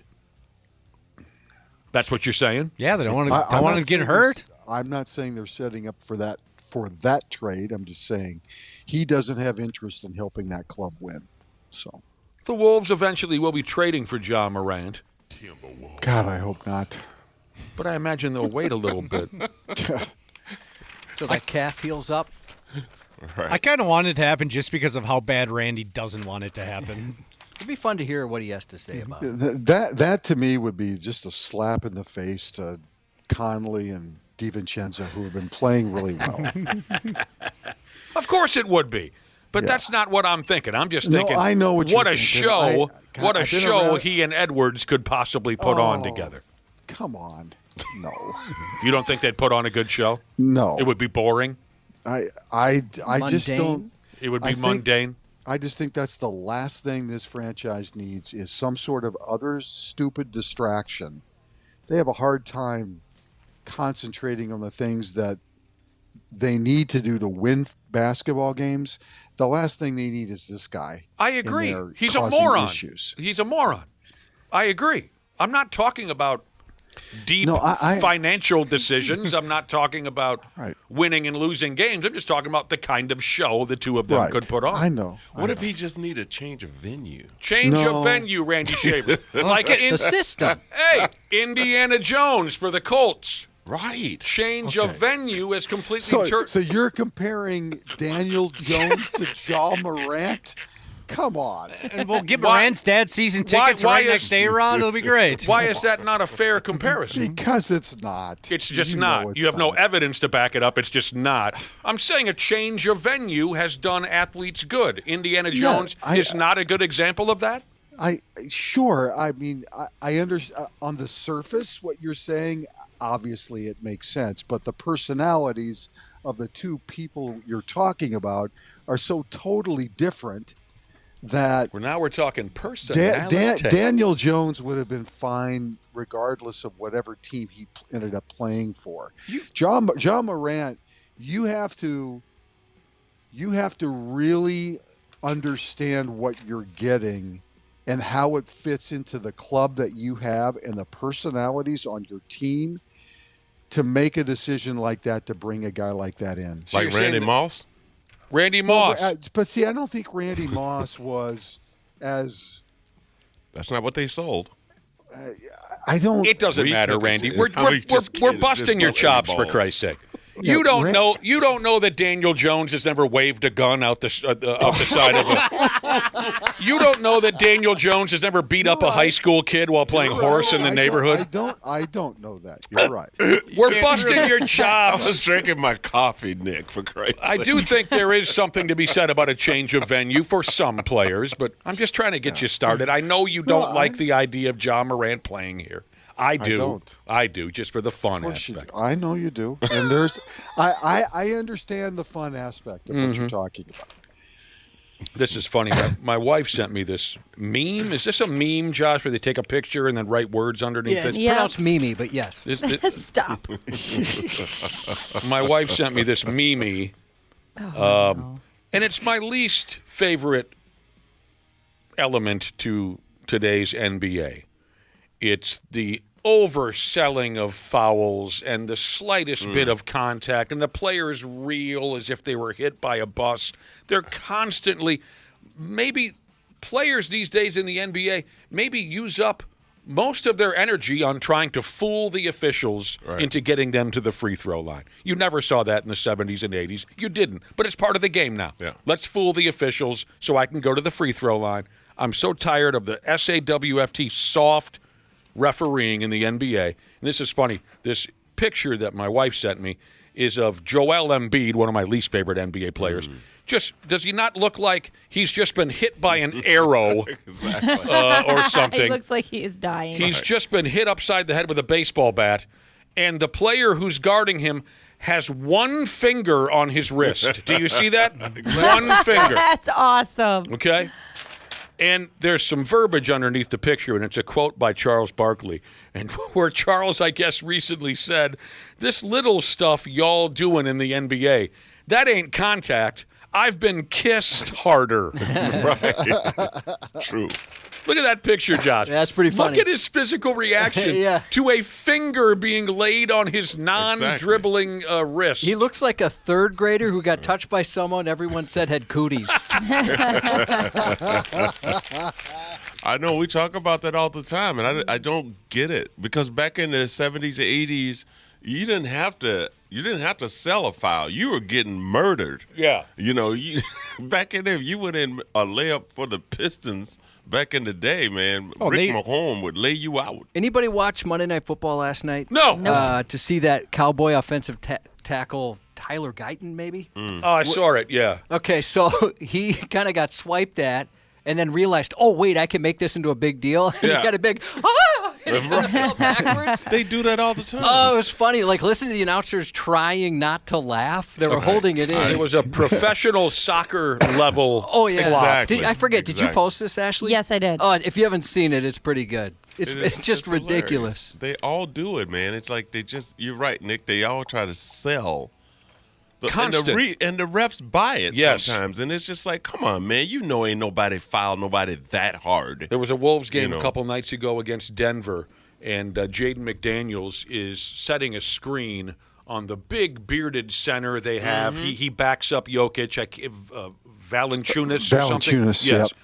McDaniels has his forearms in this Valanciunas guy's chest, and he throws his head back as if he was hit by a 100-mile-per-hour fastball between the eyes. Referee, tweet, foul on McDaniels. And McDaniels is just, you're kidding me. You fell for that? But that's all they do now. That's all they do. That's all of them. All right, there's video going round and round. There's video that shows Jimmy Butler getting accosted on the street by an angry bettor. This is ridiculous. Yeah, it's gone way too far. We've talked on and on about how players are just getting death threats left and right by these derelict douchebags. You didn't get the yardage I needed for fantasy football. Just the dumbest. So, Jimmy Butler playing for who? Miami? I can't remember who he plays for. That's not Golden State. Golden State. Right. They're on a road trip. I don't know what city he was in, but he's walking down the street. He's got his earbuds in. He's carrying a cup of coffee. He's wearing a pretty horrible-looking all-pea green sweatsuit. Of course. Someone pulls up in their car, and they're recording the whole thing because they see Jimmy Butler on a sidewalk. And they start calling Jimmy a bitch and said about his green outfit that Jimmy was an effing green apple-looking bitch. Jeez. Bro, I put 3,000 to 130. Jimmy Butler, why you did not have a 30 perks? You were supposed to go over, bitch. You work for Vegas. You work for Vegas. Jeez. Okay, somebody needs some serious therapy. If you're betting $3,000 on a Jimmy Butler random November game, like, come on, man. You got a lot of other issues. That dude does not have $3,000, number one. I hadn't heard the audio yet. That doesn't sound so much like an angry bettor as it sounds like someone who's completely lost their mind. Exactly. So you heard it. Yeah. He's ranting and calling Jimmy a bitch. You work for Vegas, he screams. Okay. That's a guy that's obviously doesn't have a lot going on. Yeah, upstairs, he's unhinged. So, he's unhinged. So.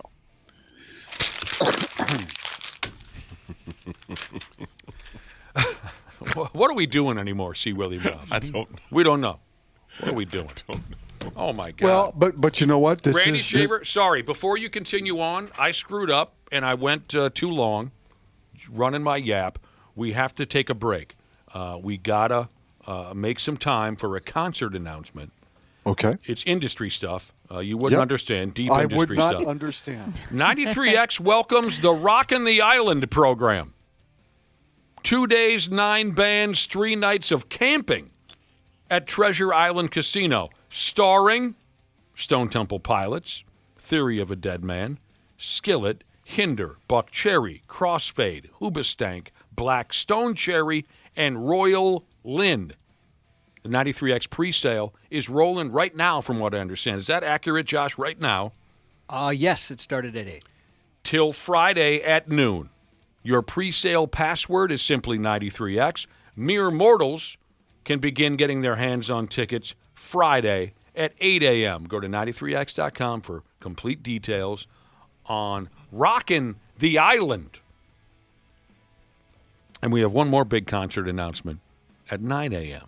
9 a.m. It's going to be a cool summer of concerts next year. Yeah, no kidding. A little bit of everything for anybody. Sorry I had to interrupt, Randy, but I blew it. That's fine. You had one more comment on your mind about... I forgot what I was going to say. You did? You forgot? I'm out. Write it down next time, Randy. I'm out. Golden Gopher basketball bros are at the barn tonight to play Chicago State. Is it on TV? Yes. Probably. What? It's on the Big Ten Buy Damn Network. It From is. the most Okay. and go Gophers Big Ten Network. Okay, thanks, PJ. Is it on my TV? It'll be on your TV, C. Willie Miles, if you have the Big Ten. They're playing Chicago State, whoever that is. Yeah. Oh, you know who went to Chicago State? I'll tell you. Dennis DeYoung and both of the Panazzo brothers, who went on to form a little group called Styx. Take your word for it. Yeah. Yeah, you will. They went to Chicago State. Sure, they had a great time. Why, though? A students, I bet. Mm-hmm. I could listen to Blue Collar Man every day and never get tired of it. I love Styx.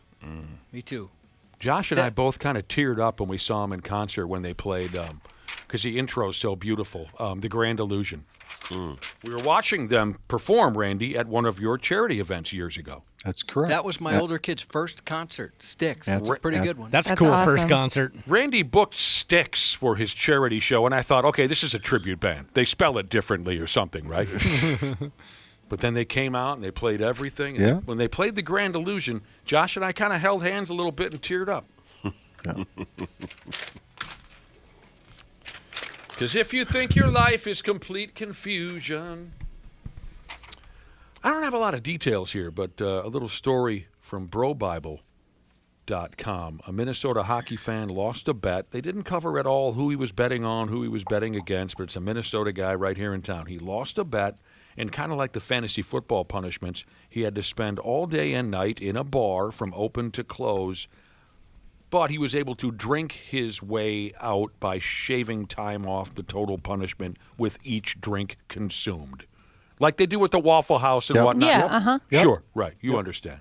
It was a guy by the name of Jack. He's the guy that runs 10,000 Takes. Oh, I love that guy. Yeah. Yes. What is 10,000 Takes? It's like a local sports media company, and they put out videos and write things and do podcasts. They're great. They're really good at what they do.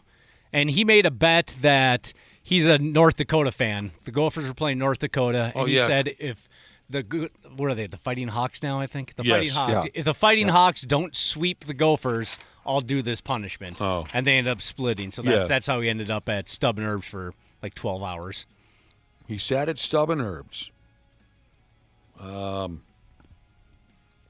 Every beer he drank, he could shave 45 minutes off of his total time. And for every shot he took, it would shave an hour off the total time. So from what it looks to me, after watching the videos, he checked in about 9 o'clock in the morning. He got out of there about 6 p.m. Mm-hmm.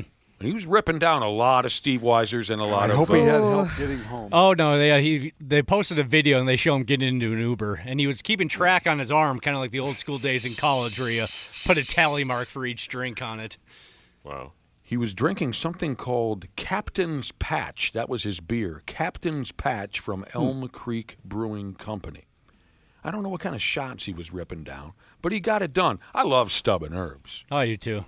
Never been there.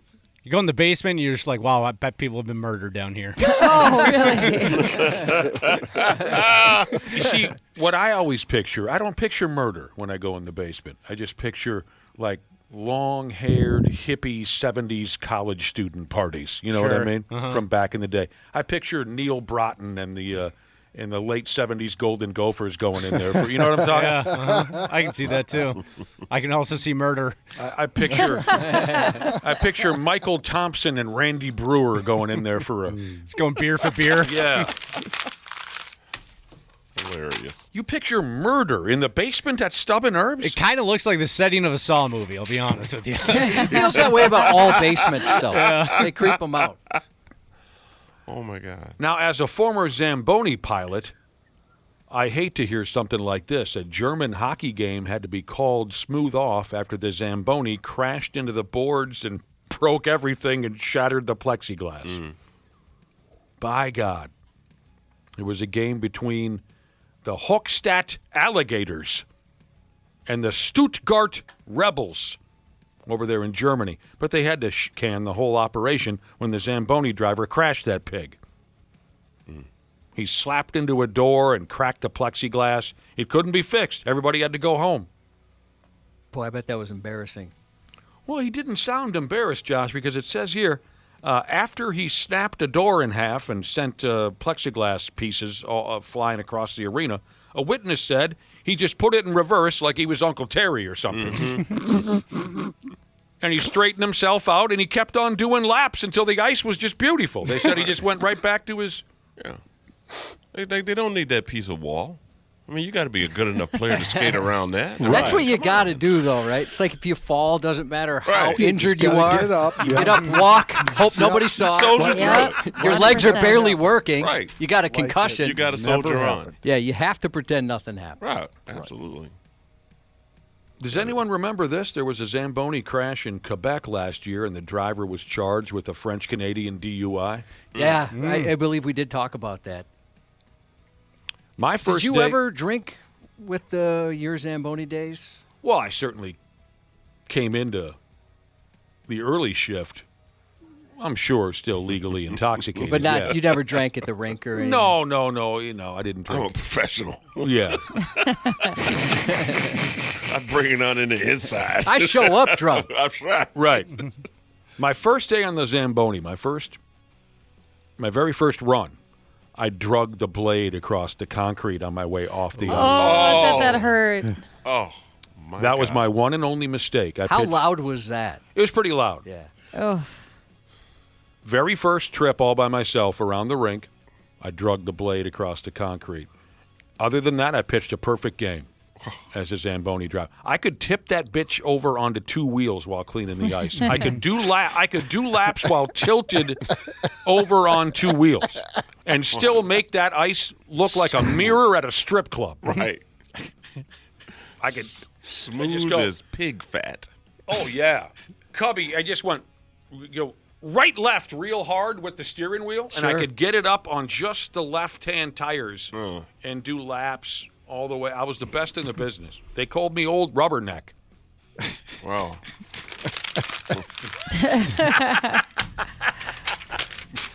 For many reasons. Oh, my God. Never knocked into the boards, nothing like that. I loved that gig, man. I loved it. But they have to replace that blade, though, don't they? When you rolled it across the concrete. there was a backup blade. Oh, okay. Because then it ain't smooth. No.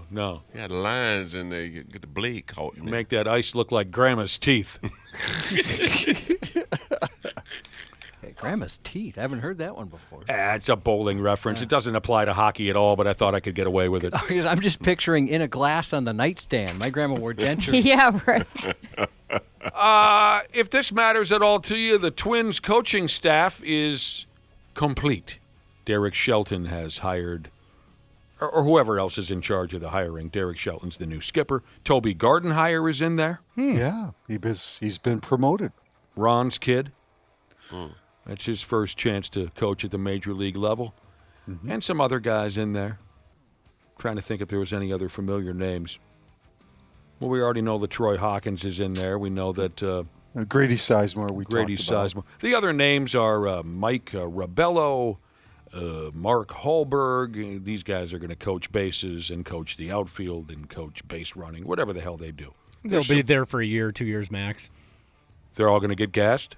I can't imagine this regime really lasting, given the state of the Twins right now. I'm going to go ahead and predict that the Twins have a miracle season this spring and summer. And I'm serious. They're not going to have a miracle season. What's the risk? This is not the movies. What's the risk in making that prediction? I'm going to say. Well, there's no risk, but it's just illogical. They're not going to have that. That's your prediction. Mine is that somehow, some way, oh my God, they come out of this and everyone goes, well, damn, I didn't expect that. There, you heard it here first. Wow. That would suck because nobody's going to see it. Mm-hmm. Not at first, John. It'll take a while. Not at first. Can't find it on TV and nobody wants to spend the money to go down there. Yeah. Wow. Well, there you go. We could move on with our lives, I suppose, at this point, Randy Shaver. Oh, I think so. You got things to do? He's a busy man. He wants to go back to bed. Got to go finish that sleep he lost. I think we can move on for sure. You're going back to bed? I don't know what I'm going to do, to be honest with you. I might. I haven't decided yet. Oh, my gosh, I totally would if there wasn't anything else to do. Is it not up to you at the home when you go to bed? Well, they've got like an activities director. Oh, no. Is the activities director going to come in and hand you a shuffleboard rod or something like that? Not, because I'm in no mood for any activities at this point. Well, now your back is going to hurt because you just pulled landscaping duty. Oh, no. Oh, they make the old folks do the landscaping? That looks like a lot of work out there. Yeah, it's part of the deal. I've been to the home. Thanks, Randy. All right. We'll talk to you tomorrow, and we'll be back with more C. Willie Miles here in a few minutes on the program. The 93X Half-Assed Morning Show.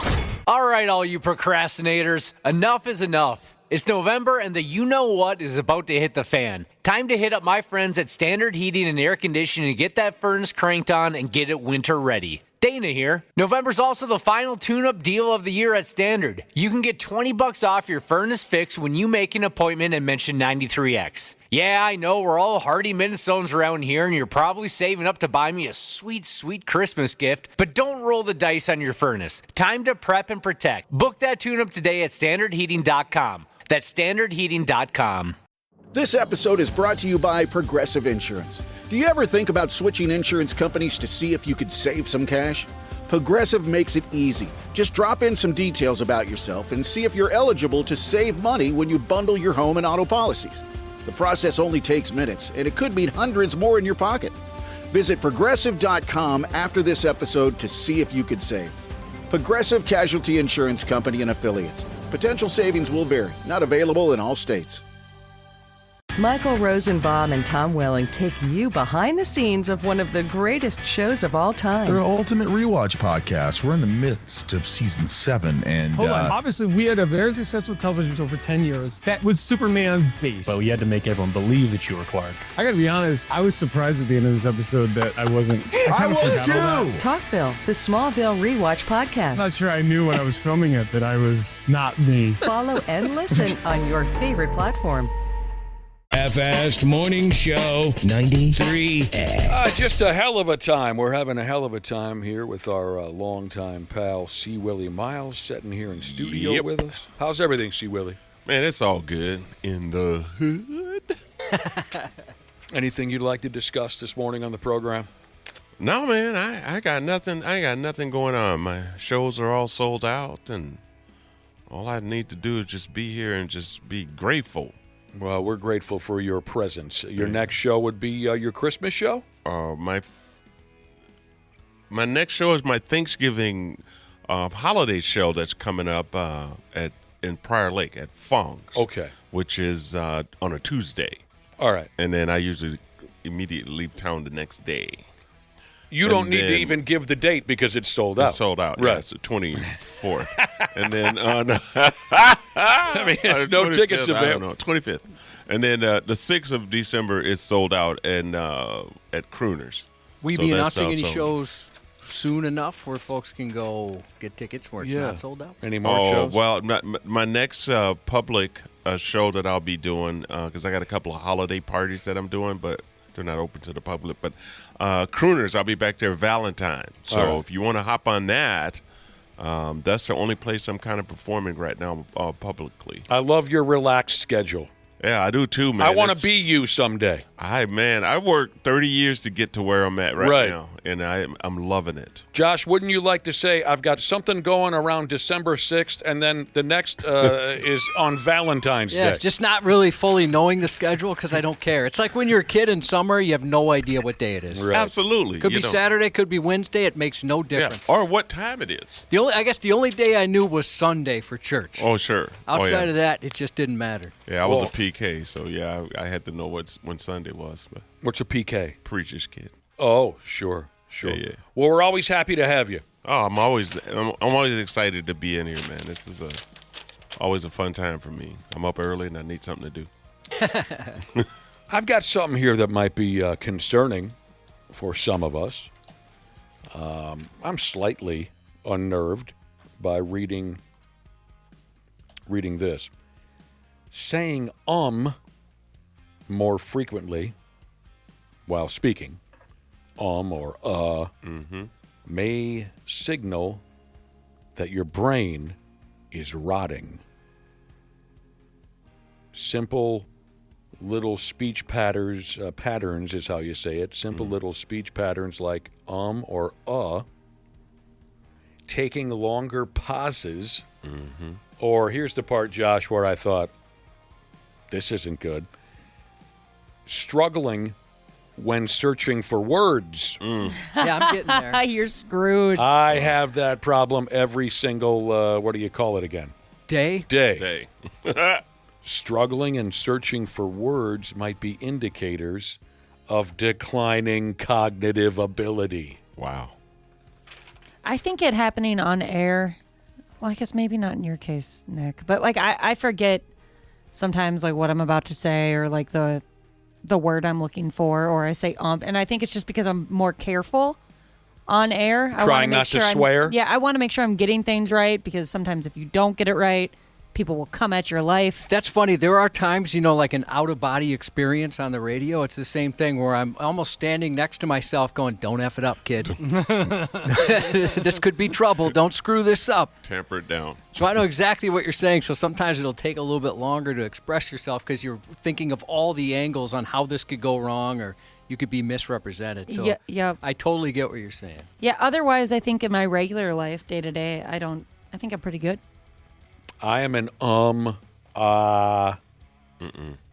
long pause, and I struggle trying to find the proper word. I do that all the time. If you do it, I don't notice. Oh, I really notice it when I put together the promos because I have to I like to cut that out just to make it a little bit shorter so it all fits nicely. And I'm like, oh, what is this? Oh, that's an There's an there's an awkward pause. Are you serious? Yeah. I wonder why I don't notice that. Maybe just when in the moment it's different. Right? Yeah, you're thinking absolutely. of having a conversation. I don't see my pauses as awkward. I certainly am aware that they're a bit extended. But yes, Ashley has to edit out certain things so the promo can fit into a certain time and run on the air later. Thank you, by the way, for editing out those ums and ahs. Of course, yeah. Next thing you know, Reddit is going to assume that I have a brain injury. They already have made assumptions about my overall mental health. That's hilarious. Our everyday speech and how we talk may reveal more about brain health than just what we say. It's how we say it. If you notice a friend or family member suddenly speaking with more hesitations, longer pauses, or trouble finishing thoughts, it might be worth being a little more than attentive to them. My wife and I have very different communication styles, where if someone's not talking, I feel I have to fill in the space nervously, and maybe it's just because of what we do. But my wife takes a long time to process things, and I don't mean that demeaning. I just mean she likes to really think about what she's going to say. No, you're right. I've noticed that. And it's never struck me in a way to where I thought she was lacking intelligence. She is very measured. She's very thoughtful. Yes. Right. My husband, when we're all together, he says that we have, I think it's dead air syndrome, he's nicknamed it, because we don't like it to be too quiet for too long. We'll chime in with something. Well, that's the common sign of a younger newer couple. Right. What do you mean? You want to keep things Oh, moving. no. Sorry, I said that incorrectly. I see I mean, what like you're saying. when he's hanging out with all of us, when we're all in a room Yes, together and all of yes. us are having a conversation, he said he notices that when, like, say, me, you, and Josh are talking, Nick, that we don't let it be quiet for too long. Oh. And I said, I think that, and he credits it to us being on the radio, and you don't like it to be quiet for too long because that means something is wrong. That's interesting. I would never notice that. So is your husband trying to get us all to shut up? No, he loves it. He loves sitting there and just listening to us go Let back the and conversation breathe a little bit, Yeah. people. forth. He's like, let me get a word in. I've always thought in new, especially comedies, that'd be something I've noticed where it's too quick. It's not natural. Right. I mean, you're an expert, see, Willie, like the comedic timing and things. They're getting to their line so quick, and I don't know if it's nerves or what it's supposed to be. Exactly. That's Yes. exactly what it is. But I know what you're saying, Ashley. That's definitely a thing where you're just trained, like, don't let something hang there, just have something. Yeah, and I always feel bad if somebody says something quick and nobody says anything back to them. I don't know why. Even if it's just like a little thought that doesn't really need an answer, I always feel bad. No, we're different in our house because my wife and I are both very good conversationalists, but we both like downtime because of what we do. I'm not a reader, so I don't read a whole lot of stuff. I'm a thinker. So and I think about a lot of stuff, and I'll think out loud. And my wife is she's a great listener, but at the end of the day, we both like it a little bit quiet in the house every once in a while because she works in finance and she's constantly on the phone. And when she works from home, she's always on Zoom or something with somebody, and sometimes we just like that downtime where it's just, and I think that's what you was getting across to Ashley. When you've been together in a relationship, you've been married for a long time. Peace and quiet is very hard to come by. Right. And so when you get it, man, you take full advantage of it. I was recently told by my wife that when I try to explain something to her, there's too many words. Right. She's like, get to the point. Yes. She is fairly to the point and gets the message out quickly. Right. I take my time. I'm a slower talker. And so, just the other day, she said, I was in the middle of explaining something to her, and she kind of threw her hands up. And I said, what happened? And she said, it's just so many words. I get that, too, because that's how I am. And not just with my wife, but with a lot of people. The one thing you can say that really triggered me is to make a long story short, and it doesn't get shorter. Don't ever say that to me. You better mean that. hate When when you're people already say 3 that. minutes into telling me something and then say, but to make a long story short, it's too late. Yeah. It's really too late now. I try and work on that, getting to the point quicker. Right, I do too. Because my wife will tell me she went out to lunch with somebody, but she will tell me from the time she woke up I do the and same the phone thing. call she had to. You need the context clues. All I need is where you went. Who did you go to lunch with, and where did you go? Dude, that's so funny. I think sometimes my husband's like ready to just end his life because of how I go on, and he's like, are we to the point of the story that like all of this is even for yet? Land the plane. Yes, That's what exactly. I asked my wife, I said, what altitude are we at? Are we climbing or are we descending? And she's like, what? Now, let me ask C. Willie Miles and Josh a question, leaving out the younger folks just for a minute. When I get excited, when I get fired up, I speed up my delivery a little bit. It's only natural. I'm fired up. I'm excited. But generally, I'm a little bit of a slower talker. As I've gotten older, fast talkers, I just can't follow it. I have a couple of friends who are really fast talkers, and I just can't hear it anymore. I can't follow what they're saying because of the speed. Have either of you experienced that as you've gotten older? Not yet. I haven't, no. No.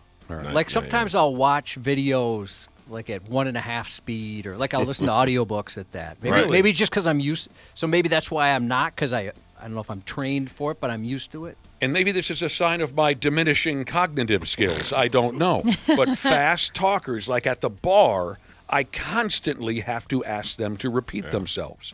If you give it to me too fast of a pace. I do notice that you ask people to repeat themselves. Yeah, Is you've that done what it that. is? He's done that to me a couple times, and I know it's because I'm going too fast. Dana, you often kick it up to an unsafe speed. Absolutely. Yeah, sometimes you kind of leapfrog words. Sometimes, yeah. Sometimes I get in my brain where I assume people know what I'm talking about, and they don't need as much, then I just talk way too fast. Yeah.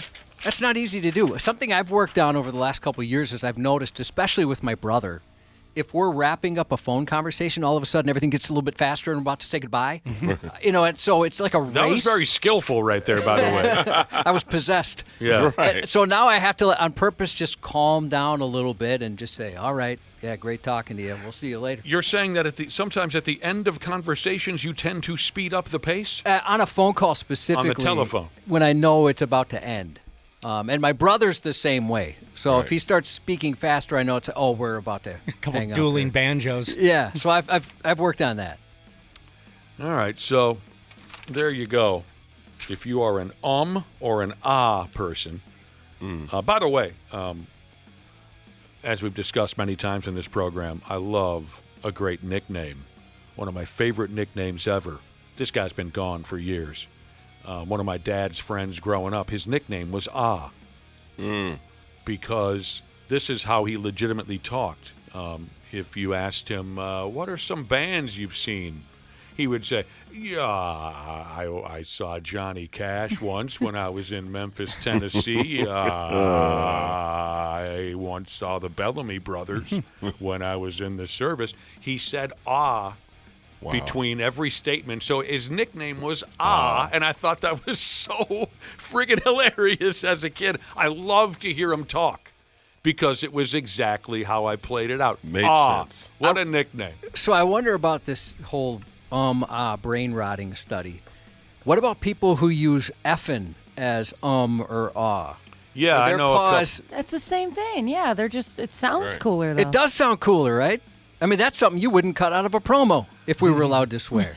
Like, yeah, we went to that effing nightclub. Yeah. Right. I suppose I'm throwing an I in there, but you know what I'm saying? Like the dragged out effing. Yeah, that's what I do. I've always been impressed by the folks who begin a sentence with effing. Yeah, there's people that can throw. You mentioned your brothers like that with combinations of swear words and stuff, but there's people that can throw the F word in and just make it super smooth. My old pals, Big Phil and Pistol Pete from across the street, begin their sentences with effing. And one of my favorite memories was we didn't see Pistol Pete from across the street for a few years. He got himself in trouble. He had to leave town. And he came back to town. And my mother, our families were very close. He was across the street. Pistol Pete from across the street sees my mother for the first time in 4 or 5 years. And my mother walks up and says, Pistol Pete. And he says this, effing Mrs. Bourne. He started his greeting with effing. We're all different, I suppose. 93X, the home of the half-assed morning show. All right, yeah, we were talking about this. We were talking about that. At least at the ass end of our prior conversation, we got to talking about prolific swearers. Good people. I've always loved to hear a skilled swearer do his or her thing. It's a skill. Amateurs make it sound terrible. Hearing a varsity swearer is like poetry to me, and I know Josh agrees. Yeah. And there's different types of poets. We've mentioned before 2 guys here who couldn't be more different in their use of the F word. Former coworker of ours who we miss terribly, Jeff. When he said it, it was like getting punched in the face by Mike Tyson. The way he could deliver the F word, it was so powerful. And then Blaze, who's so smooth, he could be talking to a priest and the priest wouldn't bat an eye the way he's able Wouldn't even know he said incredible. No, he's so talented. Smooth with it. C. Willie Miles, almost never hear C. Willie Miles cuss. He's too classy for that. Here's a text message that said, my brother's motto is, why use one F word when 6 will do? Another listener referred to swearing, cussing, as a sentence enhancer. There you go. It can, yeah. I am. I always try to tell people that if you come around my house, you've never been to my home. If you've been to my home, you would know. I will drop the F-bomb. I am a prolific. I'm a D1 user of profanity. I can't picture it. Yeah, I know. Me either. I've never I heard you have swear. friends to this day. I'm talking 35 or 40 years. Been friends that still come to my show because they said, I want to see it. I want to see it because it's going to happen. You're going to snap And on stage. you never curse on stage? Never. Even the S word? No. I've never said a cuss word on stage in my entire career. Dude. I don't do it because that's the entertainer. See Willie Miles. Willie Miles is a whole different cat. Like, you come to my house and you get the, you get the special treatment. Yeah, you get the special treatment. I get to hear them all. Yeah. I remember the first time I heard Randy Shaver swear. Right. I was shocked. Right. I didn't think he knew those words. Exactly. And there's a different Randy well, now he's shown his personality more since he's not on Channel 11. Exactly. Well, you know him very well. Right. Absolutely. But the first time I heard him swear, I was like kind of looking around like, oh my gosh, did I really hear that? I know. And you, like I said, never meet your hero. we will disappoint you. But meet us where you see us. So if you see us on TV, meet us there, and you'll get that version. But if you meet us out in the streets or at home, if we're at my house, but my wife had told it one time when we were in California, and we were staying at this place. We were going down to have something. It was a big get together at the condo where we were staying. And my wife said, when we go down here, she said, we'll be sitting at the table with different people. Please, for God's sake, watch your language. And I'm thinking, I'm really professional when I meet people. Like, I know not to just show them, You're not a kid. Right. You know how to clean up. I'm a professional. Yeah. I'm a professional. Yeah. We get down there, and we're sitting next to our friends, who are our dear friends now, Bob and Susan, who live out in D.C. now. But we sat next to them. They're from the Brooklyn, right? Right. Italian, Jewish. Like, I sat next to Susan. And I mean, we weren't there 30 seconds, and she was the F-bombs started flying, and she was laughing. She's and lighting it up. My wife looked at me and go, have at it. Yeah. I was like, you need to know people. She opened the door for She it. did. It was open season. Yeah, My wife, she never even said hell when we Right. were dating. And after we got married, something changed, and she swears more than anybody I know. Oh. Like, if you ask the kids who swears in the household, it's mom, certainly. And she blames me. I don't really swear that often. You're pretty good about it. To the point where, like, my kid, I've mentioned this before, but my older kids, when they come on our booze cruise or something, if I'm talking to listeners or if I have drinks, certainly sometimes I do, and they'll sit there and go, 1, 2. They'll count the swear words to see how high I can get. I love it. All right, we got to get going here, but it's been a big day for concerts.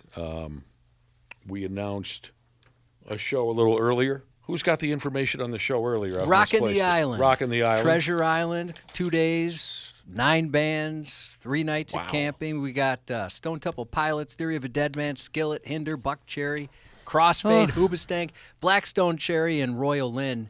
If you go to 93x.com, you can buy tickets now with the pre-sale, and the password is 93x. There you go. Wow. Perfect. It's a lot of music. We got one more. One more we got to dump on you. My God. Our latest concert announcement is something special, so I've come up with a special way to get the message out that only the hardcores will understand right away. This is for the big fans. They're coming to the new Mystic Lake Amphitheater Friday, August 21st in the year of 20 and 26. Their supporting acts are Tesla and Extreme. Tickets go on sale this Friday at 10 a.m., and I understand Lindsay, who comes on right after us, will have Win Them Before You Can Buy Them tickets at 10 a.m. Does she not have a Motley Crue interview today? Oh, you spoiled it. How was that spoiled? I hadn't even said the band name yet. I had a special Oh, my way. God, I'm an idiot. It's okay. It's already posted on our Facebook. I'm an idiot. I'm In the sorry. beginning, Good always overpowered the evils of all man's sins.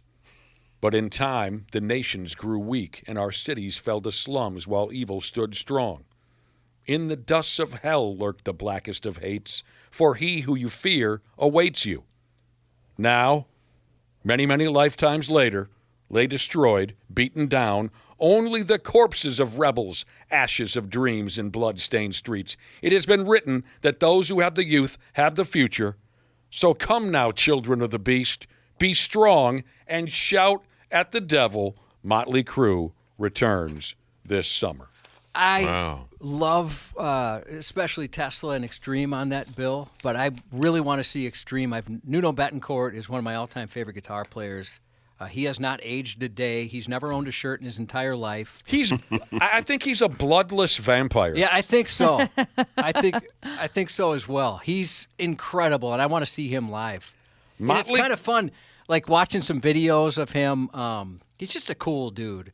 But he talked about some of his tricks, and he said the things to make you a great guitar player is you have to hang your guitar down to your waist because it looks cooler. Mm-hmm. And then he mentioned, if you ever see me putting my foot up on a speaker, like the monitor, a stage monitor, he said that's not me trying to look cool. It's just it's really hard to solo when you have your guitar at your waist. Right. Wow. Motley Crue has announced their Return of the Carnival of Sins tour. The Return of the Carnival. I remember that tour from 20 years ago. It's going to kick off, like I said, at the new Mystic Lake Amphitheater Friday, August 21st, 20, and 26. Tesla, Extreme, tickets on sale Friday, and Lindsay's going to have some tickets at 10 o'clock this morning. Thank you, C. Willie Miles. Thank you very much. Thank you, guys. Oh, you know what? I do have a couple shout-outs. Loon Blower Jesus text to Luther Bloomington. I'm looking at Dana like, go ahead, buddy.